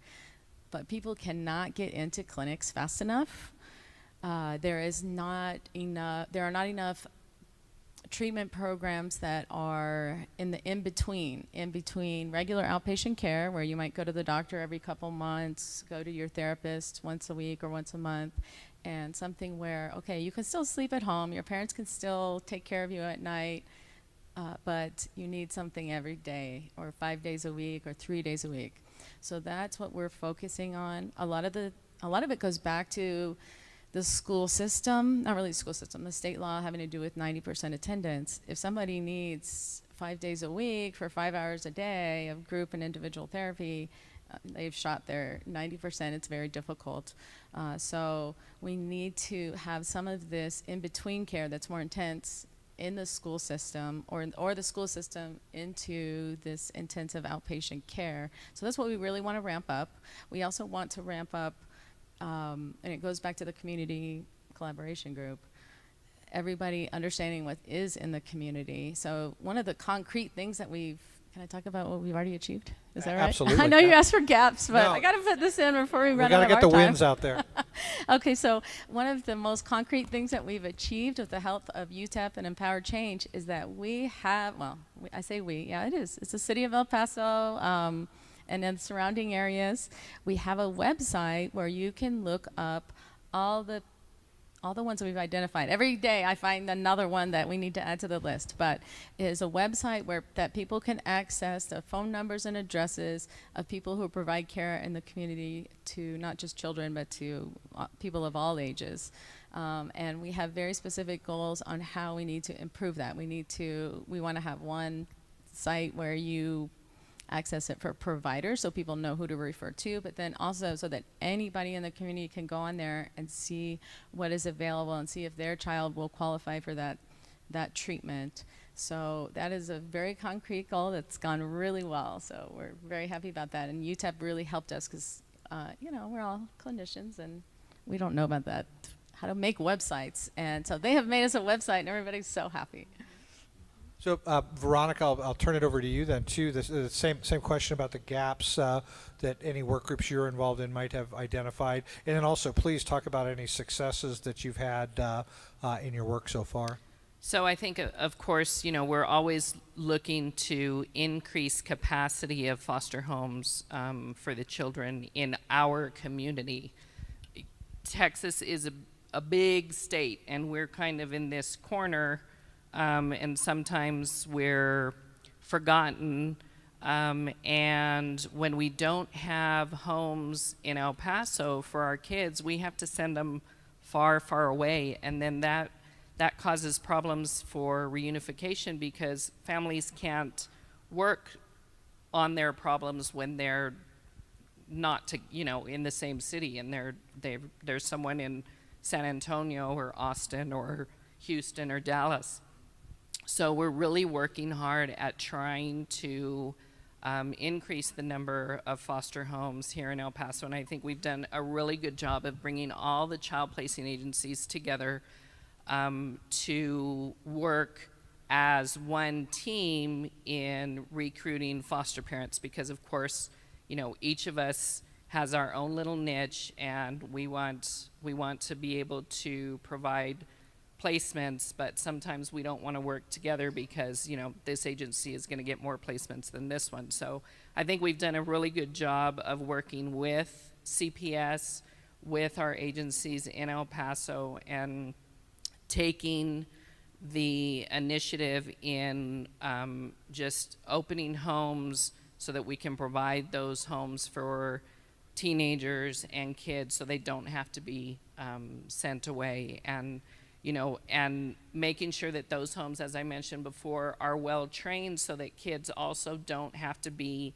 in residential treatment facilities or in hospitals, because again, they do much better when they're in a home setting with family and as normal a situation as possible. So that's something that we're really working on, that we have found gaps in, but I think again we as a community are really doing a great job of making that happen here. Kathy, I'll circle back to you then on the gaps question, and then also the successes that your work groups are seeing so far. Sure. Again, I did allude to some of the gaps, both in terms of reducing some of that siloing and networking, and then identifying, again, what's needed in terms of education and training to support families. You know, I think that some really exciting and concrete things are already emerging in our community. So a success, for example, there are at least 5 of our entities, really almost 9 or 10, who've expressed interest and or commitment in investing in a learning community around a trauma-informed toolkit called Reaching Teens. A resource manual, a set of knowledge and skills that's accessible not only to professionals and clinicians in the field, but also to all youth serving staff across all sectors, and importantly, to parents and caregivers themselves. That's one collaborative entity that's come together around promoting education and training, and there are others that are constantly emerging and developing. I know the Center for Children recently received federal dollars and is bringing together, I believe, 5 core partners, again, around a community collaborative effort to deepen education, training, and support for families in our community. And when we pull our resources and our commitment, we get to do really innovative things and bring things that are especially relevant and accessible to our families. So when I think about your project, the availability of parent cafes, which provide education and mutual support, but do that in a relevant and accessible way, that's moving us forward in terms of strengthening those relationships with families. Our time is coming to an end in a little bit here, but we have enough time, I think, to go around and ask each of you for closing thoughts. And I guess I'd put it out this way, you know, what's something that the community doesn't understand about your work right now that you really wish could get out there? And I see you all pondering the question, so I want to see who I'm going to put on the hot spot first. Dr. Martin, you bring a broad range of experience here too, with the military background and everything. So I think you have this perspective, obviously from outside El Paso, but now a strong perspective here too. So, and this is obviously a broad realm of child behavioral health or family health. But what do you wish the public really understood? I think one thing I hope that they understand already, but I think is very important, is to understand how much we do have here in El Paso. You know, I hear a lot of people saying, oh, we don't have this, we don't have that. We have a lot. We have a lot of emergency services. When I need to admit a child because they are suicidal, I can admit a child. There are always beds. If there's not a bed, someone makes a bed. In other states, even in big cities, they're transferring children, just like in the foster care system. A suicidal child has to go 2 states over to somebody who just happened to build a 300-bed hospital, but their own state doesn't even have one. So we do have a lot, and we have a lot of therapists in the community that treat children, which a lot of communities do not have. What we don't have is, what we need to improve is the organization. We probably have more, we could cover more treatment for more children if we were better organized between the organizations. You know, even as I'm sitting here, I'm thinking of how I find something new every day that we could collaborate with another agency as I go to all these meetings. Like Veronica, when you're talking about training people to handle troubled teenagers, we have a psychology intern that's with us from UTEP, and she wants to do parent management training, which is just what those kids need. So she's doing the training, I'm supervising it, and now we need somewhere to go and teach it, and so There you go. See, so even so, I hope that we need to just act on all the things that we already have and organize them better. Go ahead.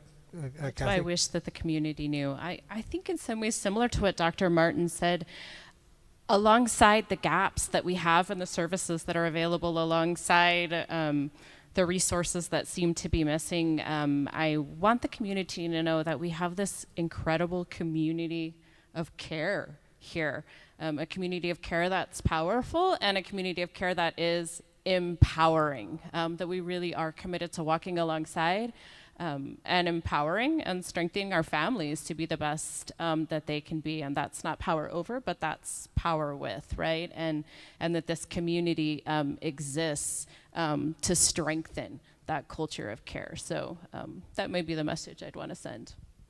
Veronica, you get the last word then. I think the community understands what we need in terms of foster care. I would like for the community to really understand that CPS in our community does a wonderful job of protecting our families and keeping them together. There were many years ago, I started my my career at CPS, and I think CPS in El Paso, because we're lucky enough to be at the edge of the state and kind of on our own, our leaders here do a fabulous job of making sure our workers care about our kids, care about our parents. You know, the bad cases are always the ones that are highlighted in the news. It's very seldom that you hear about the wonderful cases of reunification and families that are healing themselves and staying together and learning. And I think that's something that, you know, I would like for our community to be more aware of, that the child placing agencies in our community, the agencies that provide mental health services, we are working a lot better together. We do need to communicate more about services, because this is fabulous. You're going to do some training for us.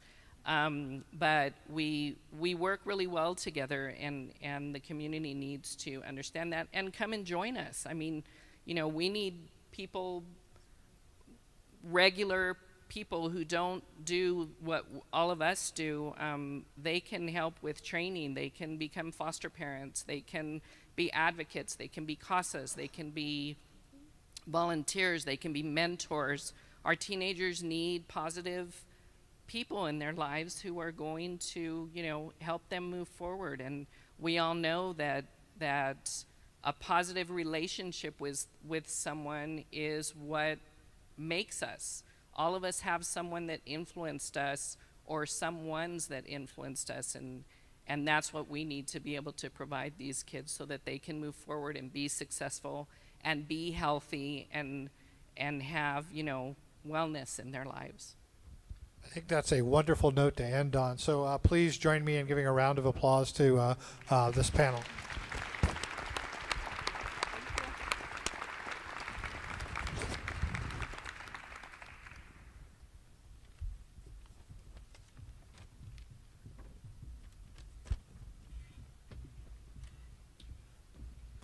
The next group we're going to hear from is the Integration Leadership Council, and as our panelists make their way up, we'll show a video that highlights some of their work that's ongoing.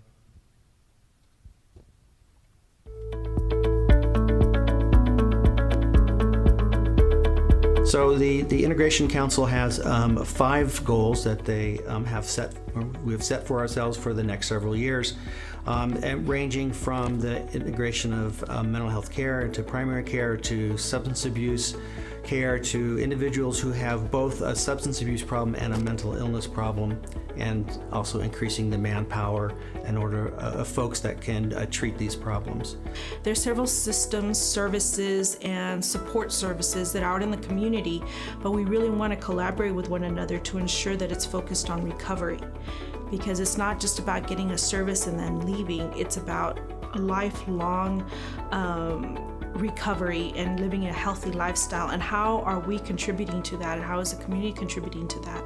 So what we did was working with integration councils to say that includes health, primary care, as well as mental health and substance use disorders. How do we help a person maintain a healthy lifestyle? Well, integrated care requires a sufficient workforce, of course, but more than that, it requires a workforce with the right training and interprofessional education to do that job. And to that end, the Integration Leadership Council is working on better data than what we have right now. We need good data about what the specific needs are. We already have some great programs in the area, but we have a pipeline issue in that some of the people who have finished their didactic training have trouble getting the necessary supervised experience to achieve independent licensure. And we want to attack that pipeline when it comes to, say, internships for licensed professional counselors, or supervised experience for licensed clinical social workers, residencies for psychiatrists, or postdocs for psychologists. So one of the initiatives is to really join forces and to see how can we come up with a common vision that we can address those issues. We have to bring the community together to do those things, and I cannot do it alone working with emergence. El Paso Behavioral Health can't do it alone. We're working in the area that they're working in with inpatients, so I really appreciate that they're bringing together their expertise and their passion to drive what we need here in El Paso for our population, because when someone looks up El Paso, I want them to know that the mental health temperature here is actually it's okay, that we're doing what we need to do and we're taking care of our people. So I'd like to invite our panelists from the Integration Leadership Council to come up on stage, and I'll introduce them as they're seated. But I would also invite other members of the Integration Leadership Council who are in the audience with us today to stand and be recognized as well.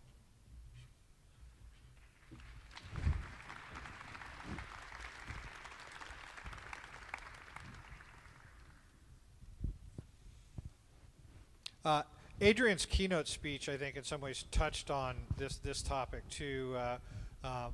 For a long time, various healthcare needs have been dealt with in silos, and we know that life doesn't operate that way. That mental health treatment doesn't exist separately from treatment from diabetes, for example, in the case she brought up, and the Integration Leadership Council is really meant to address those kinds of issues, to make sure that people who need these broad spectrum of services are going to get them, that providers are talking to each other, and making sure that we're understanding the full needs of the individual involved and making sure those get served. So we have 4 representatives from the Integration Leadership Council with us here today.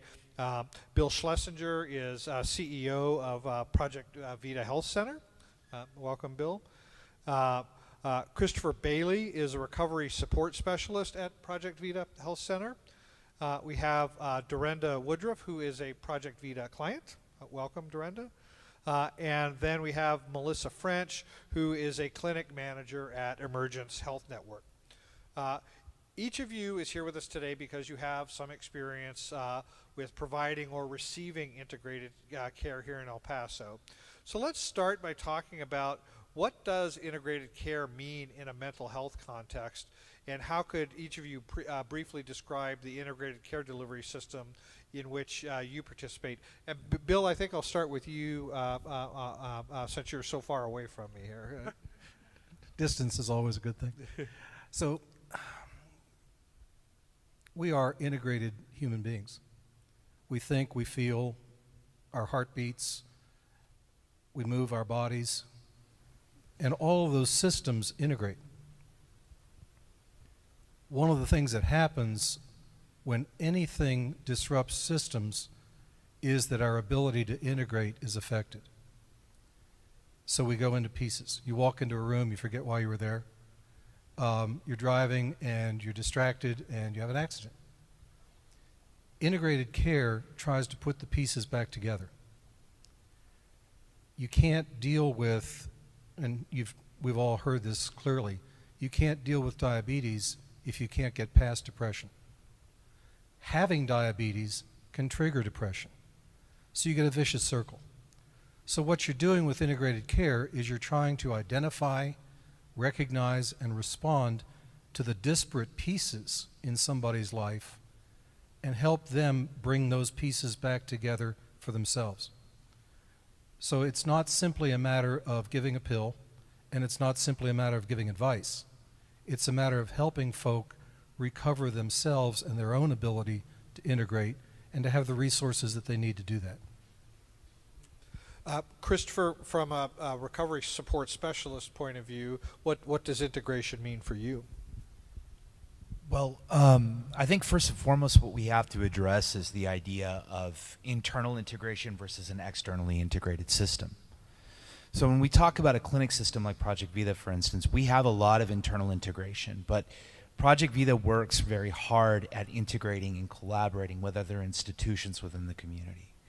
And so from a peer recovery support standpoint, what that means for me is when I'm working with an individual that suffers from substance use disorder, there is a whole array of services that may need to be brought to bear in order to address what they're working through.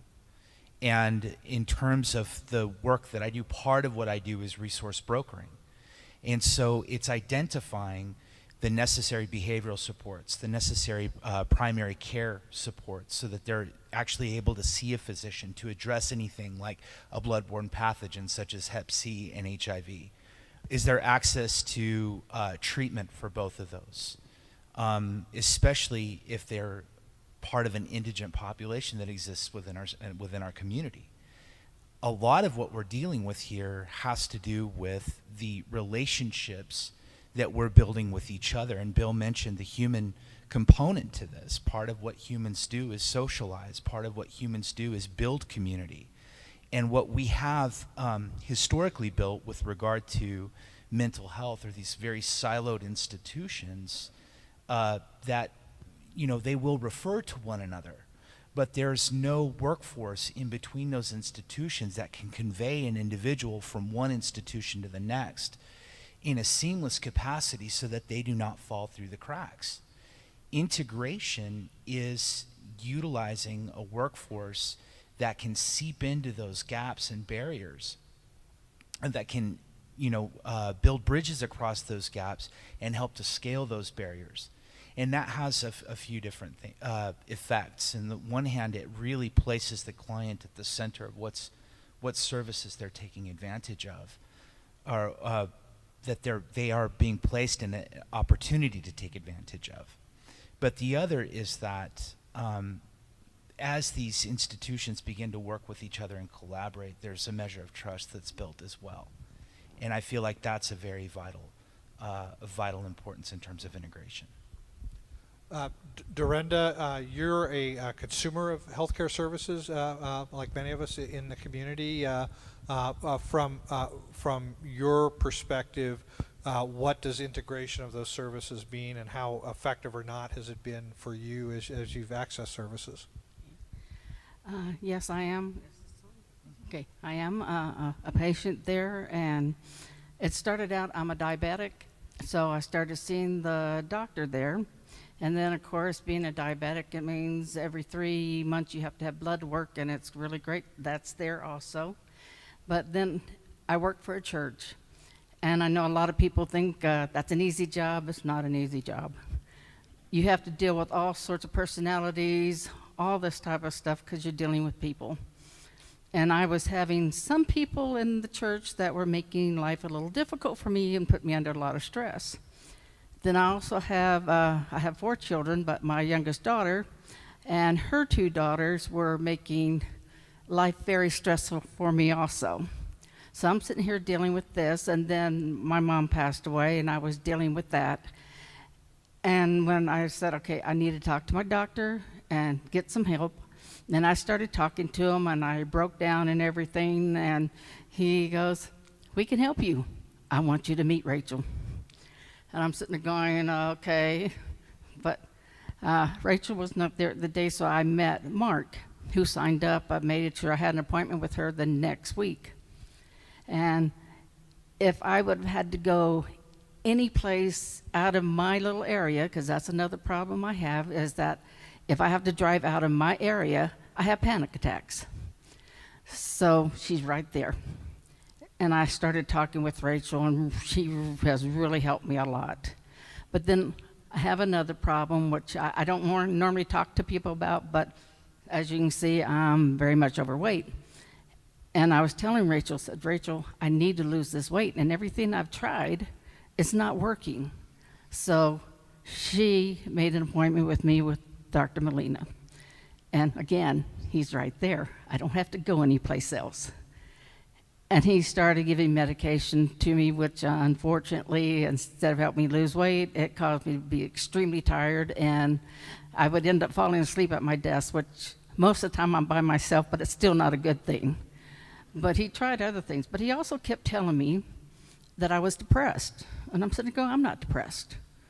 Because I had a doctor at one time, he told me, if you can smile and you can laugh, you're not depressed. And I'm going, okay. But I started paying more attention to certain things that I do, certain ways I was feeling. And it finally dawned me on part of my problems. And also, when I get down, I eat.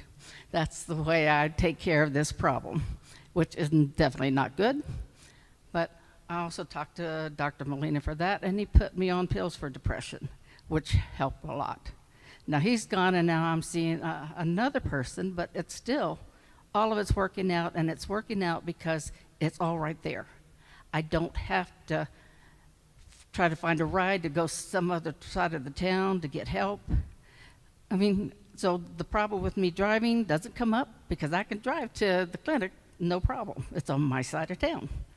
And everything I need is right there. And it definitely works for me, and I know I can't be the only person with that problem. And so I really believe, even those who aren't afraid to drive, but some of them don't have cars, things like this, and they have to take buses. It's just so much easier to have everything on my side of town. And I think it'd be that same way if it can be at all the clinics. So they don't have to worry about going to another clinic to get this help. It will be at their clinic, everything. And for me, it works, and I think it will work for other people. Thank you so much.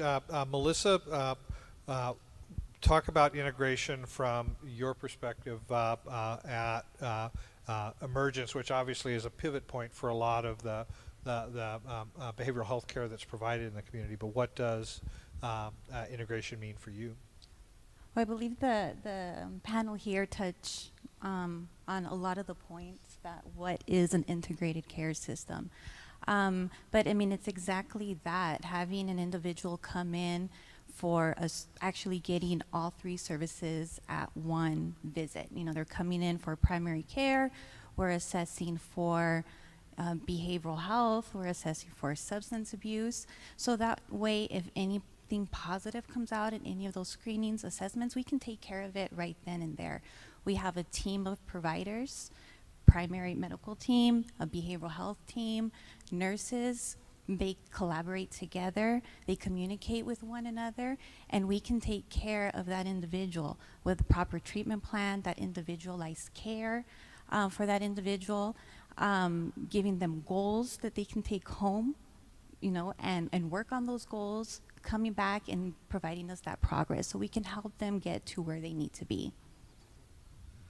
Let's talk about barriers we face in our region to broader integration of care across systems.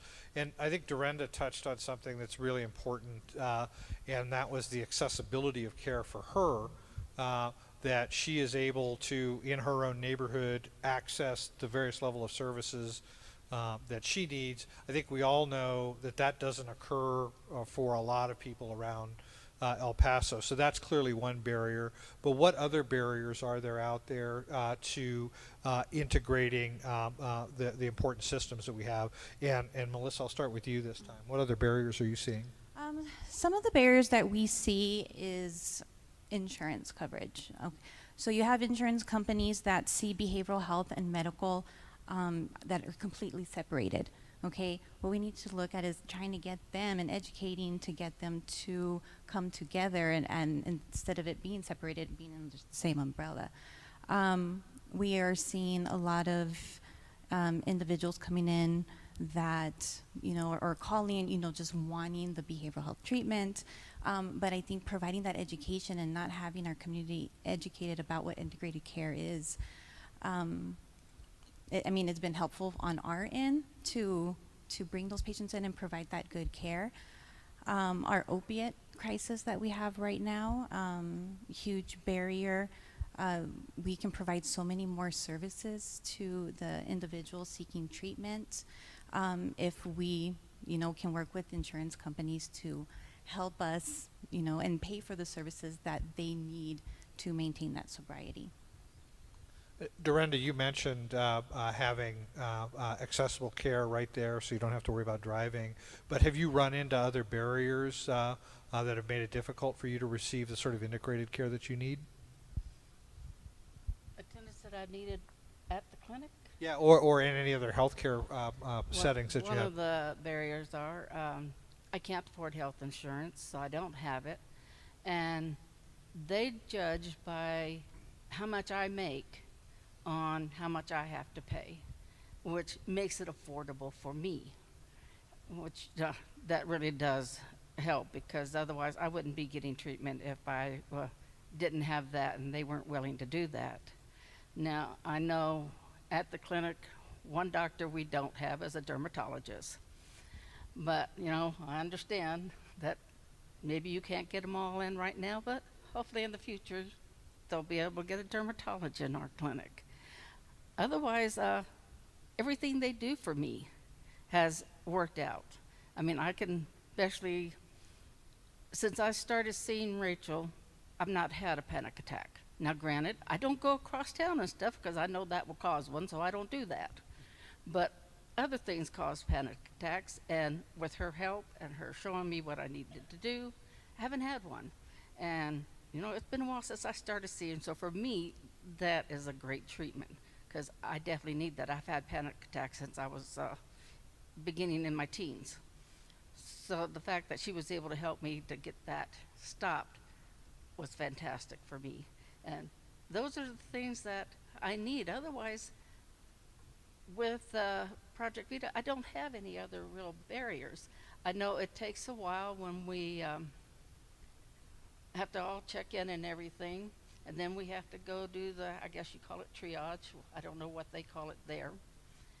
But still, you know, there are things that I know my granddaughter's doctor has, and they have little machines that you do your own stuff. You put your own paperwork that they give you to fill out. You put it all in this machine, and then of course I would have to still go and get find out what level my blood sugar is at that day. But otherwise, everything is great. It really works. Well, I think she's just done a nice public service announcement for Project Vita, Bill. We get a lot of those. Christopher, from your perspective, what barriers are you seeing to better integrating care? Well, that's really a very broad question, because there are so many different levels that barriers can exist. So, you know, internally you can have barriers within institutions, and I feel like when you have an institution that's developed its core capacities and is beginning to tear down its internalized silos, you know, you see an emergence of integration and a diminishment of those barriers. I think concomitantly, when we look at external barriers to care, the individuals whom I have worked with have a few different elements. So there can be cultural barriers that exist in terms of accessing care, and it comes with the stigma of being, and you heard it earlier, being a patient in the keynote speech. Nobody wants to be a patient at 23. No one wants to be a patient at 18. And also, I think in some terms, between institutionalized or clinical stigmas in the kinds of language that we use when we describe people that are participating in our programs. We tend to use language like consumer And we use those words in front of these individuals. And, you know, when I was a recipient of services, I'm much more than just a consumer. I'm much more than somebody that is being pumped for money. And I feel like there's a whole history that each person brings to bear. There's a whole level of experience that they're bringing to the table. And we really need to take a look at how we're referring to individuals and the way that it affects them when they hear us speak about them. Along with that, I think that there is a problem with the availability of information about the types of services that are available. And I know that Empower Change has been addressing this with their work with their website and being able to give people access. But I feel like there needs to be more. It's such a part of developing a workforce that can help people scale those barriers is helping them learn how to navigate the systems and orient them toward the systems or to the institutions that are most likely to help them, that are the most appropriate for their service and care. And so system navigation can be something that is difficult for people as well. Bill, what other barriers that maybe haven't been mentioned so far are you seeing? Yeah. Internally, our phone system is really bad. So we're working on that. Externally, I see two kinds of barriers. One is, I don't know how to fix this, therefore I won't do it. So private docs really don't want to pop somebody crying in their exam room because their 15-minute schedule just got blown. And they don't really have a mechanism to handle that in the private sector yet. So we're a federally qualified health center, which is why we can do the sliding scale and we can do a lot of stuff. We get a higher reimbursement rate for Medicare and Medicaid. And we've leveraged that, which is, by the way, how we're able to do the school stuff. Our Medicaid reimbursement rate, and we're a high Medicaid community, for a licensed professional counselor covers the cost for the counselor, a navigator who can get people to other resources, and a community health worker who can do the stigma reduction, parent education, etc. Emergents can't do that because they don't get the same rate we get, which they're going to work on and try to fix, but the private sector can't touch that. The real fundamental issue that blocks integrated care is fear. We're all independent agencies. We're terrified we're going to lose control. We're terrified somebody's going to take our funding. We're terrified that if we give somebody else access to our internal information, they're going to use it against us. We think we're competing for dollars that are scarce. The response to fear is basically trust, but it's not trust in us or in each other. It was what Adrian talked about with trust that we can get through this. And as we build trust that life itself is not impossible and we can deal with the issues that we encounter with each other, we can get through this, but it's a long process. One thing I wanted to mention, because Christopher brought this up, the issue of language and some of the word choices that we use that may cause discomfort and may actually keep people away. Rene Hurtado from Emergence has a very good presentation that he's put together that he shares with professional communicators about language, and so whether it's the media or PR people, to try to get a little bit more precise with the language that professional communicators are using to hopefully not put up that kind of barrier that you're talking about. So for any of you who are interested in that presentation, either for a civic group you might be part of or for a professional society, I'd really encourage you to reach out to Rene. It's a really good presentation. Can I just jump on that a second? One of the things that we learned in working with people in terms of gender orientation is you ask them, how would you like to be referred to? So it's not that we have to learn all the right language all the time in our own heads. We can talk to people and say, what term are you comfortable with? I think to follow up on that, that actually highlights a lot of what Adrienne was mentioning in her keynote speech, is that, you know, it's okay to be the dumbest person in the room. And I think that the issue is, by and large, is that because of the work that professionals do, they're used to knowing it all. They're used to not being taught in some capacities by the people that they're serving. They're used to going in and telling them what they need to be doing. And that is exactly what needs to be changed, is to actually change the nature of that relationship from one of being about didactics to being one about collaboration and work with that person. Rather than delivering services to that person or for that person, it's delivering services with that person and really getting their buy-in to the process rather than having it being dictated to them. Comprehensive screening for behavioral health and substance use disorders is a vital component of integrated care, but that screening takes time to implement, interpret, and follow up. From your experience, how can we facilitate and integrate valid and useful screening procedures in our very busy hospitals and clinics? I think, Melissa, is probably a good one to start with you on. So with screenings, there's several evidence-based screenings out there. A lot of them pre-screenings as well. So I know some assessments, I mean, they can be 9, 10, sometimes 15, 20 questions long, and it does take time. It's very time-consuming. But having a pre-screen on board and being able to provide these pre-screens, such as a PHQ-4, a NIDA pre-screen for substance abuse, and giving it to the patient as a routine, for every routine visit. You know, you take your vitals, you take your blood pressure, your temperature. You provide this PHQ-4. You can ask the questions when doing the assessment on your NIDA. Any positive pre-screens will then give us the opportunity to provide a further assessment, and that's where we bring in our behavioral health consultants. Okay, we have our PHQ-9s, we have our GAD-7, you know, depending on what they're here for, so we can kind of go in a little bit deeper. Our behavioral health consultant, after meeting with a primary care, looks at the assessment and says, okay, something else is going on, other than your diabetes follow-up.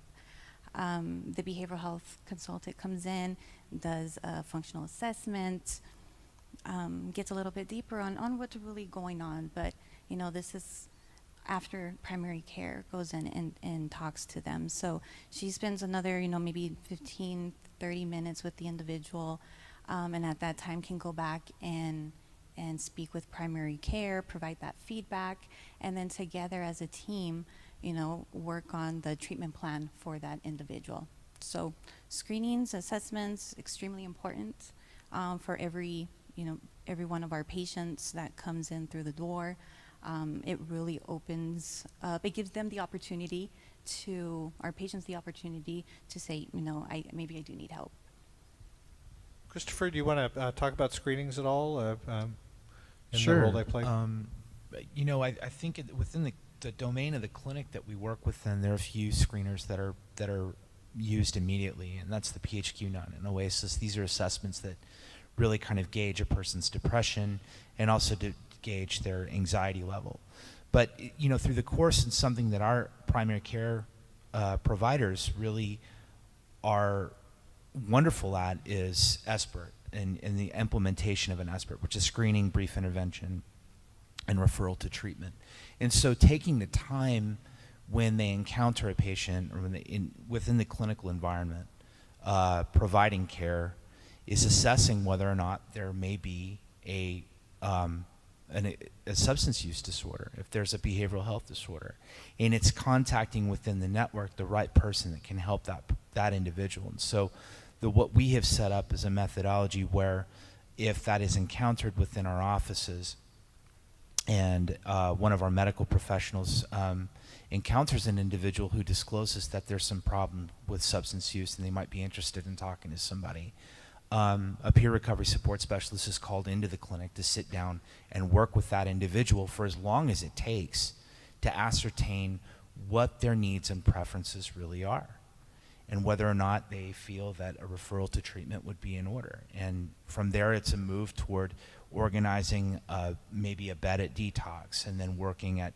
providing them and following them through that process into treatment, and following them through treatment, and following them through the nascent stages of their recovery upwards of 2 to 5 years after they've left.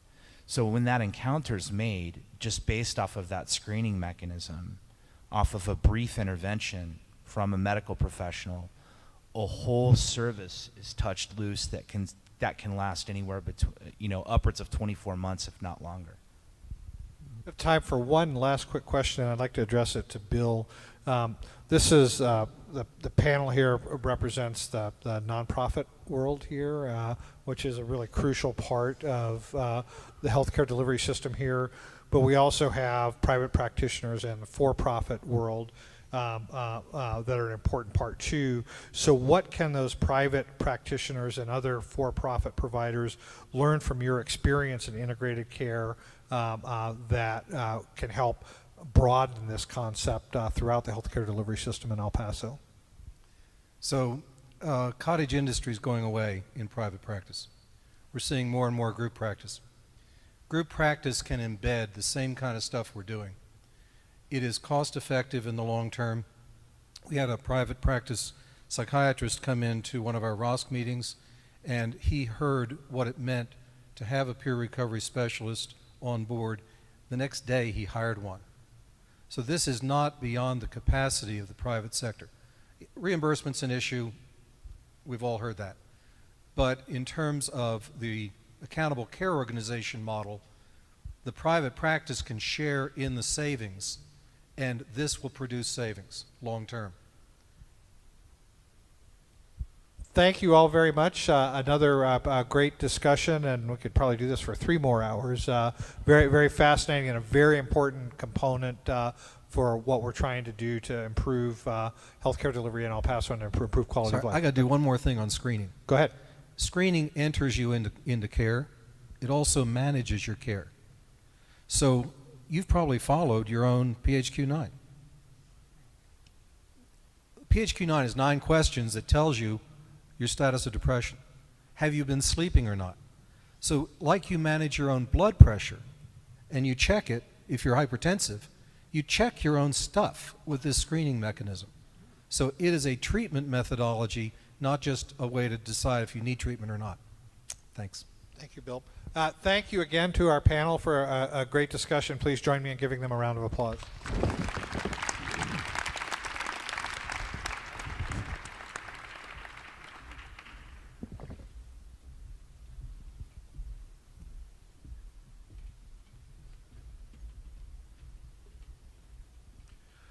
The final council that we'll hear from this morning is the Justice Leadership Council, and I'd invite you all to watch a video of some of the work that they've been doing.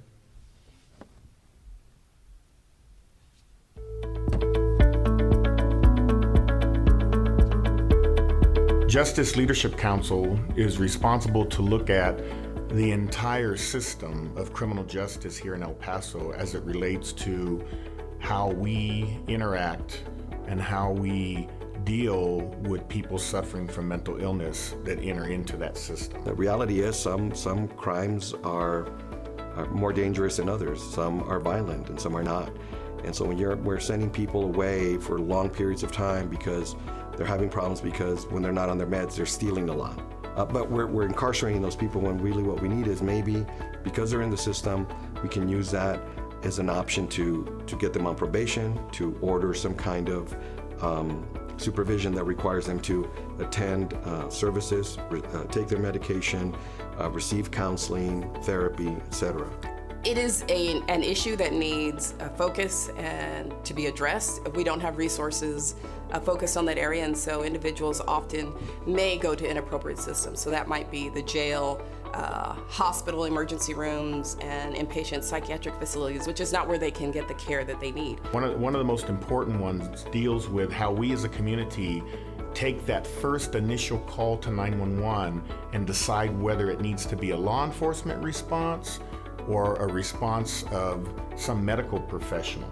So Emergence Health Network is a key partner and collaborative stakeholder with the City of El Paso and the El Paso Police Department in the development of our Crisis Intervention Team, CIT. And so that team will be able to deploy, provide an assessment, do an intervention, and then get them to the right system of care at the right time. We want to create an evidence-based court And what that means really is that it's based on research, it's based on data. We're trying to get data about who's coming in, what are the diagnoses that people, I mean, I can tell you anecdotally, I see a lot of folks with bipolar disorder. I see quite a few schizophrenics, but there's a whole variety of other mental health issues, some more serious than others, some with more dire needs, require more commitment, more resources.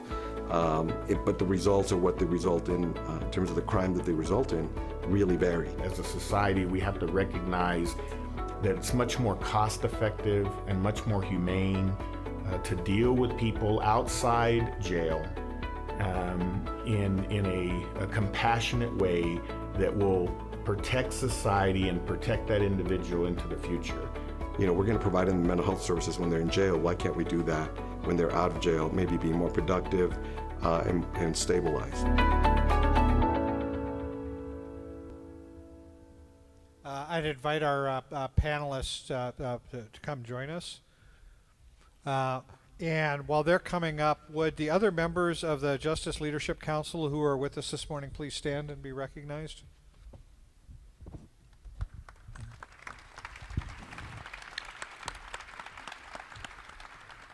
Again, thank you all for doing this very important work. We were talking earlier about the kind of things that make headlines, and I think a lot of the interactions that law enforcement and the justice system have with people with behavioral health needs sometimes make unfortunate headlines. But I think one of the things we'll learn through this panel discussion this morning is about some real innovation that's taking place in our law enforcement and in our judiciary to try to better address these challenges we face as a community. So I'll begin down at the far end with introductions. We have Judge Francisco X. Dominguez from the 205th Judicial District Court here in El Paso. You saw him in the video. We have Lieutenant Rafael Gallardo from the El Paso County Sheriff's Office with us, and Lieutenant Jose Monades from the El Paso County Sheriff's Office, and finally Anna Bezier-White, the Director for Crisis Intake at Emergence Health Network. The criminal justice system has long been the largest provider of mental health services in our community. That's probably true of almost any community in this country. What changes have you seen in how your agency deals with people who have a mental health condition who are involved with the criminal justice system? Anna, I think I'd like to start with you, kind of from a broader community perspective of how we're dealing with mental health issues vis-a-vis the criminal justice system. Absolutely, and I apologize. I am no longer the Director of Crisis and Emergency Services, but I am the Chief of Diversion, so I oversee all of the criminal justice involved programs. So in terms of how we're integrating and working with all of our community partners, I think it goes across the board that we are taking every available opportunity to collaborate with them in order to get into every delve that we possibly can to provide appropriate services at the appropriate level of care. And so I know we have interactions with the Sheriff's Department and the detention facilities. Judge Dominguez and I have had several conversations, and it's been pretty amazing to see the collaborative works in order to navigate the appropriate systems and the appropriate levels of care. Lieutenant Monades, from the Sheriff's Office perspective, talk a little bit about some of the changes your agency has made to deal with people with mental health conditions. And we're going to explore a lot of this in some more depth too, but if you could just briefly describe some of the changes that you've seen and how the Sheriff's Department deals with mental health conditions. Well, it's definitely changed for the better. As of before, they would come in, officers really didn't know how to deal with inmates going through crisis. Now officers are getting a lot more training in mental health, crisis intervention training. Of course, we have EHN in our facilities now. That has helped a lot. Officers, we have a unit of officers that strictly deal with special needs. And we have a crisis hotline where inmates can dial if they need assistance. And at our facility, especially at the jail annex, we have a whole unit set aside for mental health inmates, which is, it has 2 pods that house 104 inmates each, and then 2 other admin seg pods that house 72 inmates each. And within our facility, we've taken a lot of inmates out of admin seg and have placed them in general population, which that has also helped a lot. Those are some of the changes that have helped. Judge Dominguez, we're going to talk more about the mental health court a little later in the panel, but can you talk more broadly about maybe changes in the judiciary that we've been seeing in recent years on how to approach mental health? Sure, and I'll start by saying I hope the commissioners are still here. I think Commissioner Perez and Commissioner Stout were present, and one of the things that I want to particularly commend Commissioner Perez for is, he took the very unpopular and not always free of controversy approach of really addressing a lot of the issues in our criminal justice system.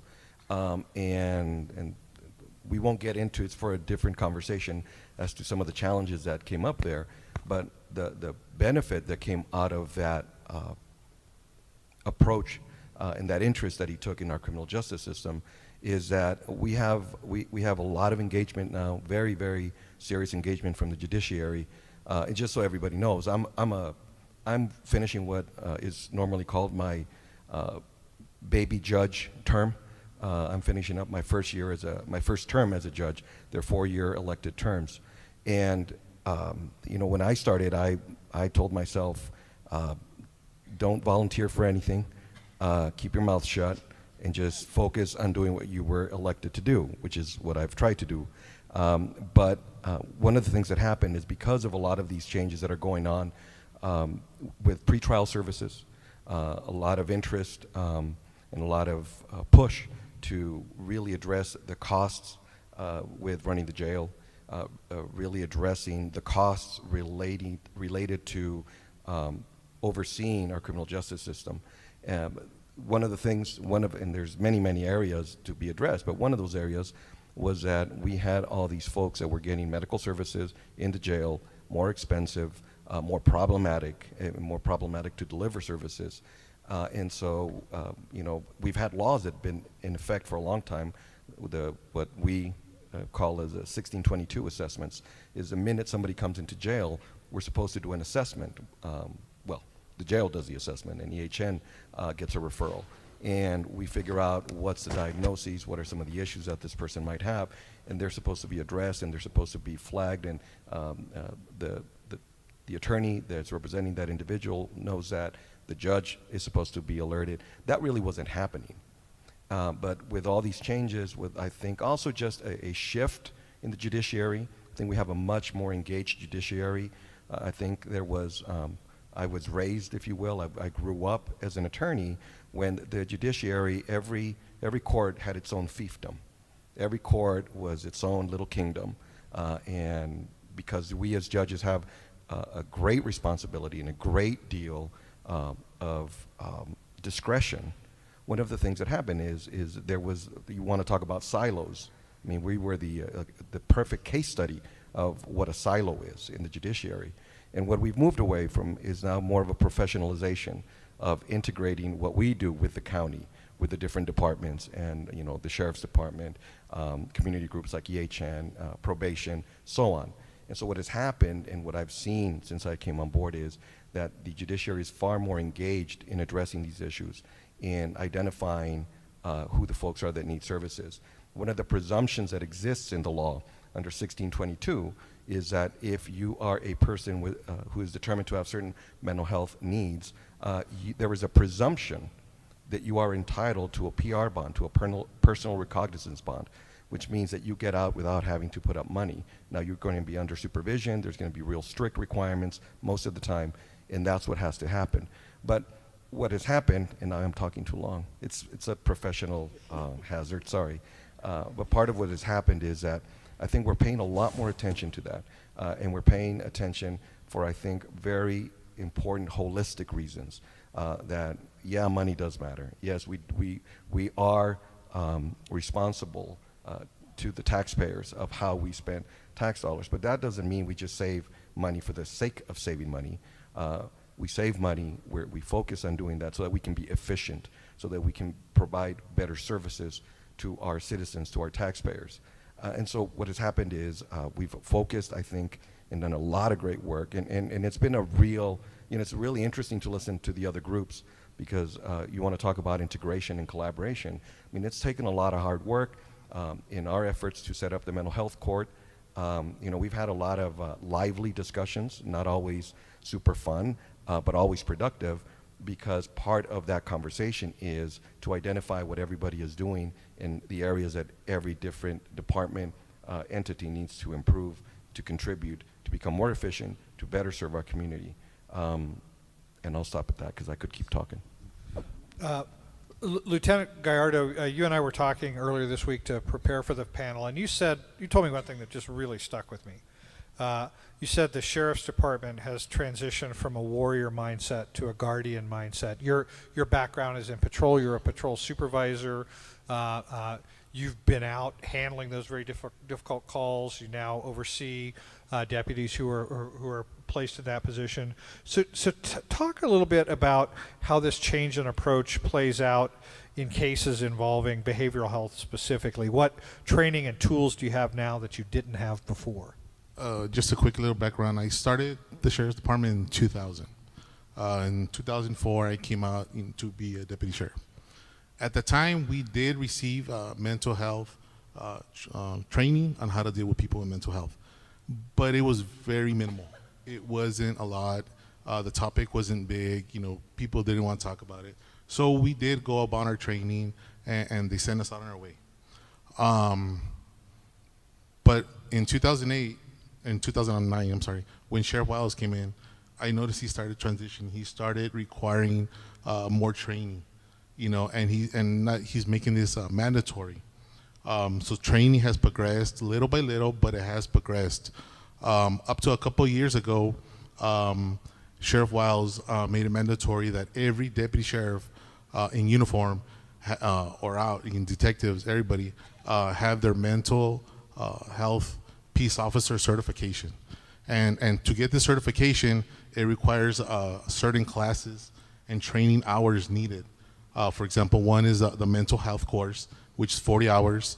AED, CPR, mental health, that's another course he required. The crisis intervention training. And to have all these classes to all be mental health certified. So he wants to make sure that we're out there ready, to meet with people. And like I said, the training has continued, and now we have a really good course on mental health, AED, CPR course. It's 16-hour.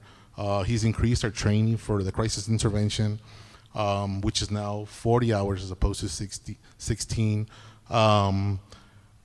Now we're actually taking de-escalation training. That was something that we never had before. And this is a mandatory training that all the deputies on patrol are having now to help us with situations. And okay, yes, we all go to training. Okay, how good is it? Well, seeing it firsthand, I had the opportunity to be a supervisor at 3 of our patrol stations. We have one in Montana, one in Clint, and one in the Upper Valley. Working with various deputies, I actually saw how, like I said, when I said we're transitioning, deputies are no longer right away quick to go hands-on and deal with people. I've seen that deputies are actually talking more to these people and trying to help them, as opposed to automatically put them in the patrol unit and take them to jail. Because that used to be the fix, but now not anymore. They're quick. They're assessing a lot faster, and they're actually getting people help that they need. You could say, well, maybe this is being done because a supervisor on scene, but not necessarily, because now that we all have integrated body cameras, I've gone myself and reviewed videos of when a supervisor is not on scene. So this training, and this is all coming up, where deputies are just handling the situations a lot better. The complaints with our internal affairs section as far as deputies getting out of control are very minimal now because of all this training that's going on. Deputies coming out of the program, out of the academy, are now having this certification and this training. So overall, this training has continued to progress, and I see it, beneficial for the sheriff's department in whole. Go ahead. If you don't mind me tagging on along with there, and I also see it all significantly changing the interactions in the detention facilities, because the detention officers have to take the same mental health officer course, and again, it's 40 hours a week, but there's a significant change in the interaction that's happening with the inmates who have mental health disorders or diagnoses, or even just behavioral issues, and the way that they're interacting with them and taking a different approach in terms of really working with the individual versus an automatic punitive, we're going to slam them to the ground, we're going to put them in a restraint, and we're going to lock them up in segregation. And there's such an amazing change in that culture shift to really see how that interacts. And having the jail mental health clinic in place with the Emergence Health Network staff members, I think has really helped assist with that transition. I know when we first came on board, there was a lot of tentative and hesitant thought processes on what that was going to look like. And now I love when I hear that we have officers that are calling the mental health unit saying, hey, we've got somebody and we really think he needs to talk, can you guys come down? And so it's just really amazing to see that transition and that culture shift into the mindset of really wanting to help somebody versus just wanting to be punitive. Lieutenant Menard, anything you want to add there? I think you told me this morning that you've got some training coming up yourself in the next couple of days. Yes, well, I've already received the 40-hour mental health officer training. Right now, I was telling you earlier that how weird that I got sent to this panel, and right now I'm going through the crisis intervention training. And you see a very different perspective on how to deal with individuals going through crisis. The officers are that are taking or have taken this training can evaluate an individual and not necessarily know what diagnosis they have, but at least empathize more with the individual on how to deal with them and de-escalate a situation rather than going hands-on like Lieutenant Gallardo said. Right now, I oversee the special needs unit, which I have 2 officers at our downtown facility, 2 officers at the annex facility, and a sergeant, which they basically get all the information that we have on individuals on our mental health track and get with the HN. They oversee the visits with the psychiatrists. When individuals in the pods are going through a crisis, we usually get a call. We get with the HN, and that's how it all starts. Right now, we really have a good relationship with EHN, and we're able to communicate with each other as opposed to in the past when the sections barely started.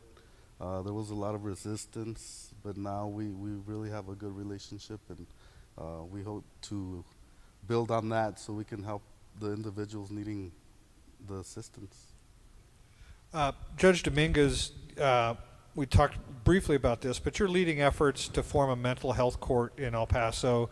Can you talk about where we are on that and what benefits that could bring to the community? Sure, and to stick to the theme of integration, it takes a community to raise a judge. And one of the things that happened, I kid, but I'm serious because I had no interest in setting up a mental health court. That's not why I ran for judge, and that's not what I hope to do in terms of what I hope to accomplish.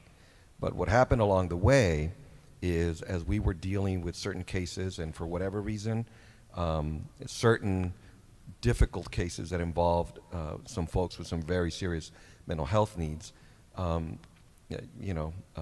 Crystal Davis at EHN, somehow the rumor got out, and of what, I still don't know what I did, but whatever it is that I did or was trying to do, and I was approached by Maggie Morales Eina, who's the head of probation.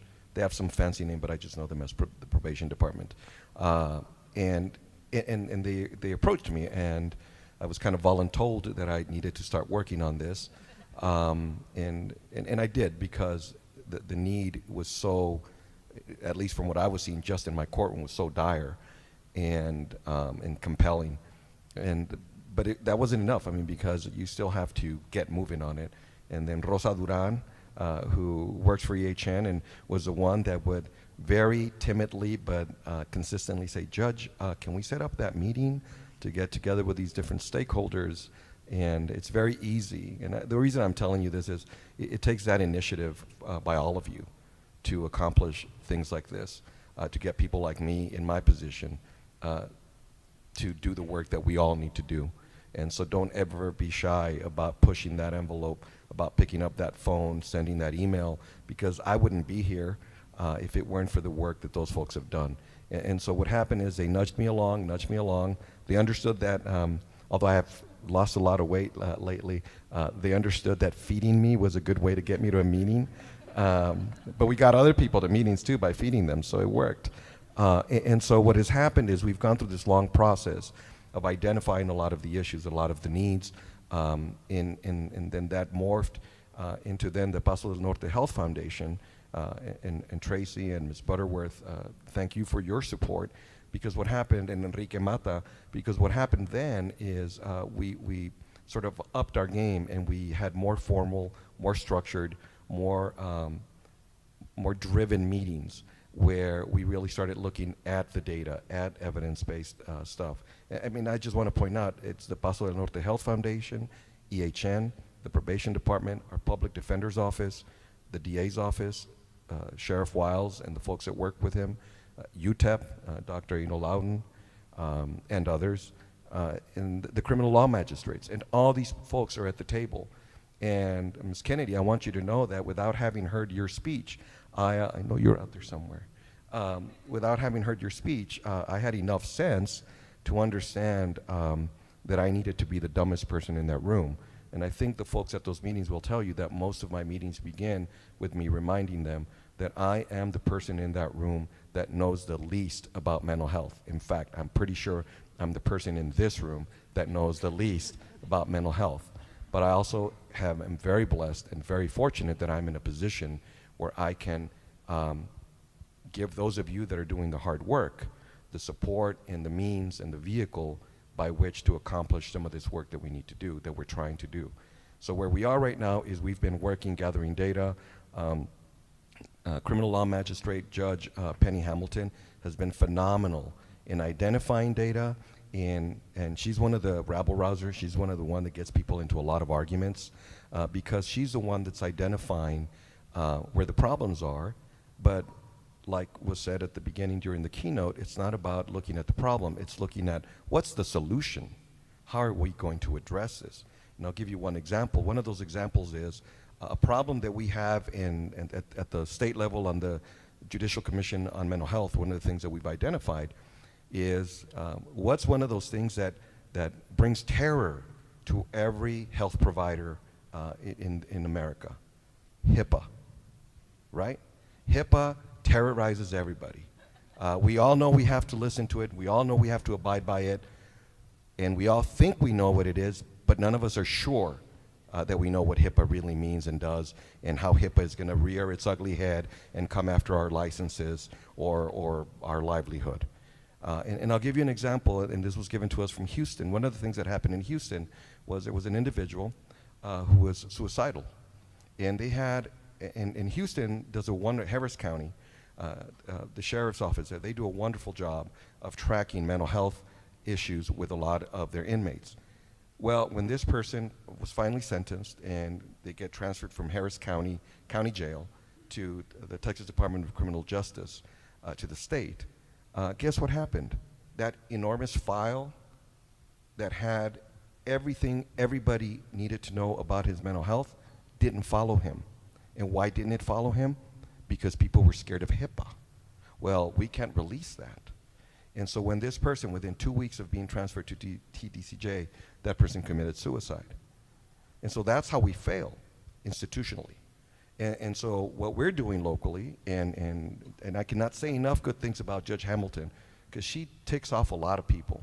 But what she is making sure that we're doing is she brings EHN to the table, she brings the Sheriff's Department to the table, and she says, why aren't we talking to each other?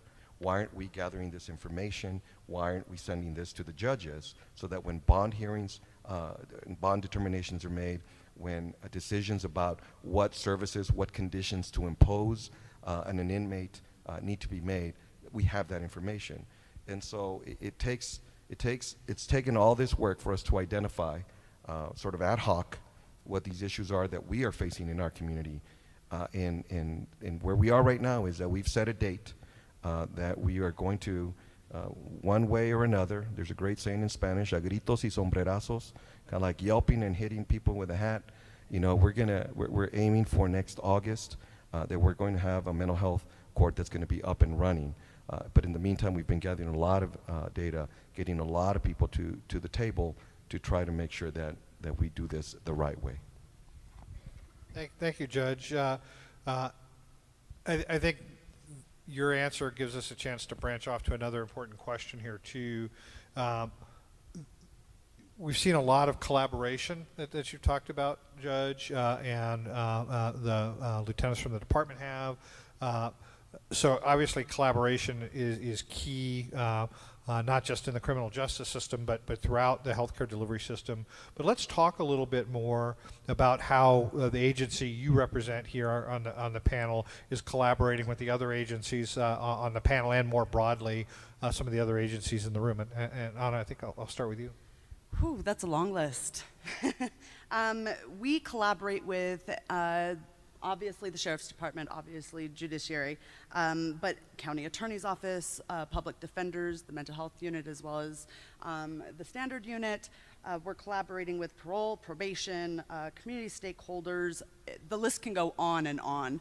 And I think that those collaborations are so important so we do not miss out on any opportunities to serve the individuals that we need to serve. And so between those collaborations, we've been able to, I know we've had some discussion about 1622. We now have licensed clinicians going in and assessing every individual that gets flagged for a potential mental health diagnosis or some identified behavior. And so they'll go in and conduct an assessment and be able to return to magistrate and say, hey, we've got X number of individuals, we did these assessments on them based off the recommendation from you all, and here's our recommendation based off of clinically what they are presenting as. So different collaborations in that aspect are allowing us to really make sure that we're pulling everybody to the table, just as the judge was speaking about, and making sure that we all have a voice to be able to really serve the population that we need to serve. Lieutenant Gallardo, from the sheriff's, especially from the patrol perspective, who are your key collaborators right now? Right now, we work with the DA's office a lot. For example, I oversee the warrant section. And whenever the DA's office calls the warrant section and advises them that they have somebody that has a mental health warrant, basically someone that has made suicidal threats and they're a danger to themselves, the warrant section knows that these warrants are a priority. They need to stop what they're doing, and we need to go look for this person. We need to go help them. I'm not sure how it was really in the past. I can't say that if this was the issue, but now that I oversee, yes, I'm making it a point. We're going to go look for these people. Up to a few years ago, when we were on patrol and we had somebody who made the outcry, they wanted to, hurt themselves. We would take them to the hospital, and the relationship with the hospitals wasn't very good. I'm gonna tell you. There's times where one hospital would turn us away, and we'd get that person and take them to another hospital, where that hospital will turn us away, and we're finally on the far, Fabens area, having to go to the west side to get help for this person. I can honestly say that's changed a lot. It hasn't happened in a long, long time where they've actually refused to help us or to help the individuals. So there's a lot of agencies as far as on patrol. For another example is someone goes to jail for a minor traffic offense or makes the outcry or anything. They're about to get released. The jails will not just release them to the streets. Once they make the outcry and they've been determined by medical staff, clinic staff, that they're a danger to themselves, what they do is they call the sheriff's department now right before they're about to get released. So now the sheriff's department, being mental health certified, will ask them a series of questions, and if they determine that this person is a danger to themselves or others, from there, he's released on the charges, whatever he's there, and transported to a hospital where he can continue receiving further treatment and further assistance. So like I said, it's an overall, we're all helping each other. I can honestly say that it has changed a lot in the last couple of years, especially the last 3 years. I could say it's really, really improved, and I hope it continues to improve a lot more. Lieutenant Menard, is anybody else that should be mentioned, especially from the perspective of the jail?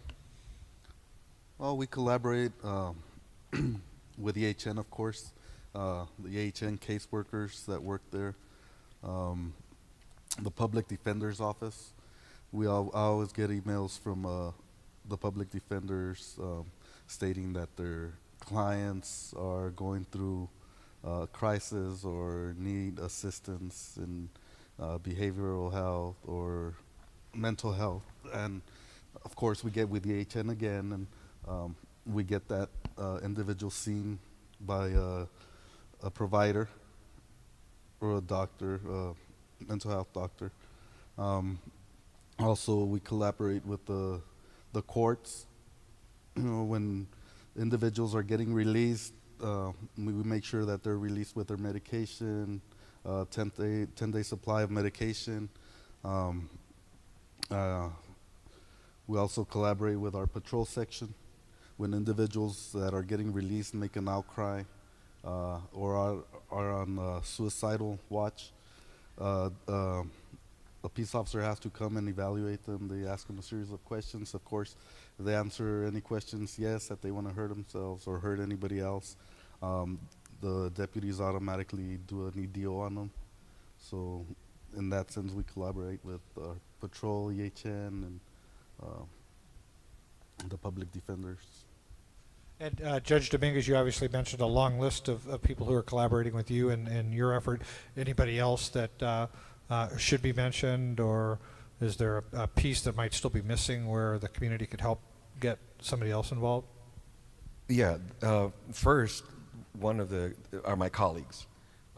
So one of the things that in looking into whether or not I would be setting up or working on setting up a mental health court, one of the things I did, again, this may seem trivial, but to me it's very important, is I'm the new kid on the block. I was the only new judge on board, and so the first thing I did was talk to some of the other judges, because there are a lot of judges. The way we've dealt with mental health in the criminal justice system has been ad hoc, and we're very fortunate that we have a lot of judges who care very deeply and take great interest when they see folks before them that as they are assessing the situation or the specific case, they realize this person has needs, and jail is not the best option.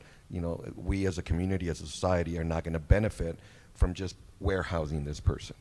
And so a lot of guidance from my colleagues. And so what I did was I approached them because I knew a number of them are very involved in the community on mental health issues, and I wanted to see if they were interested.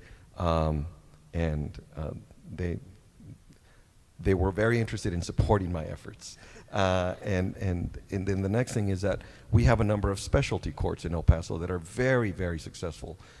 There's the drug court, the drug court for women, the DWI court, a competency court, which is another issue that we haven't really talked about, but it's really important. The more I do this work, is that fine line between competency and how it relates to whatever the diagnosis is, and that really blurry, slippery slope of when, I have to run. Sometimes when somebody comes back declared competent after being, usually at Vernon's, far away from El Paso, they come back and having to work immediately on saying, we need to figure out how we release this person, because within a week they're already decompensating. So that's a fancy word I learned in my new job, because you all trained me. But those specialty courts, the other fancy term I've learned is co-occurrence, is I've learned about the significance of how all of these things co-occur. And so which triggers which one, or which one exacerbates which one. And so all of those issues, I mean, I can tell you that the Veterans Court, the Drug Court, the DWI Court, they are anxious for, I get frequent calls, is when is the mental health court going to be up and running? And so the judiciary, my colleagues, have really been a critical role. And the only group I want to sort of pick on right now and emphasize is, I know we have a number of probation officers that are here today, and I really want to commend them because of the work. They've been very patient with me, and they've worked really hard at educating me. And they've also been very good and loyal about understanding what we're trying to accomplish. And so for that, Maggie and the Army that she directs, they've been wonderful, and they've been instrumental partners in the work that we try to do. That's it. Thank you very much. That brings us to the end of our time. Please join me in giving a round of applause to our panel.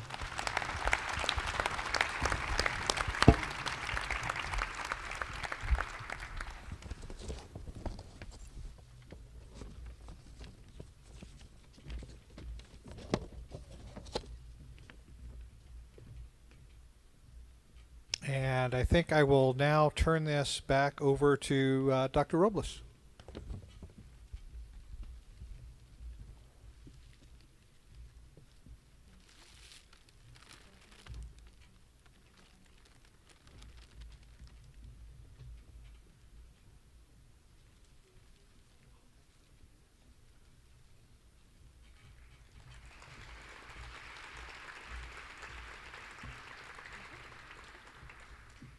I was allowed 2 sentences, don't count that one.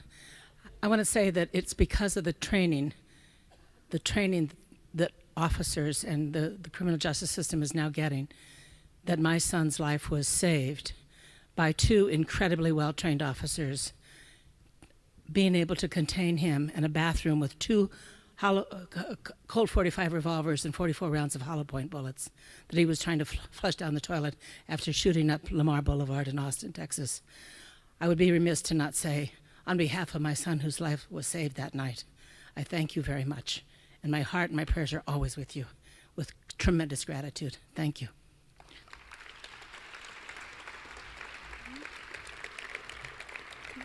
Thank you, and thank you, Bob, and thank you to our panelists. I would like now to welcome back to the stage Ms. Tracy Yellen, Chief Executive Officer, Paso Norte Health Foundation, and Chair of the El Paso Behavioral Health Consortium, for closing remarks.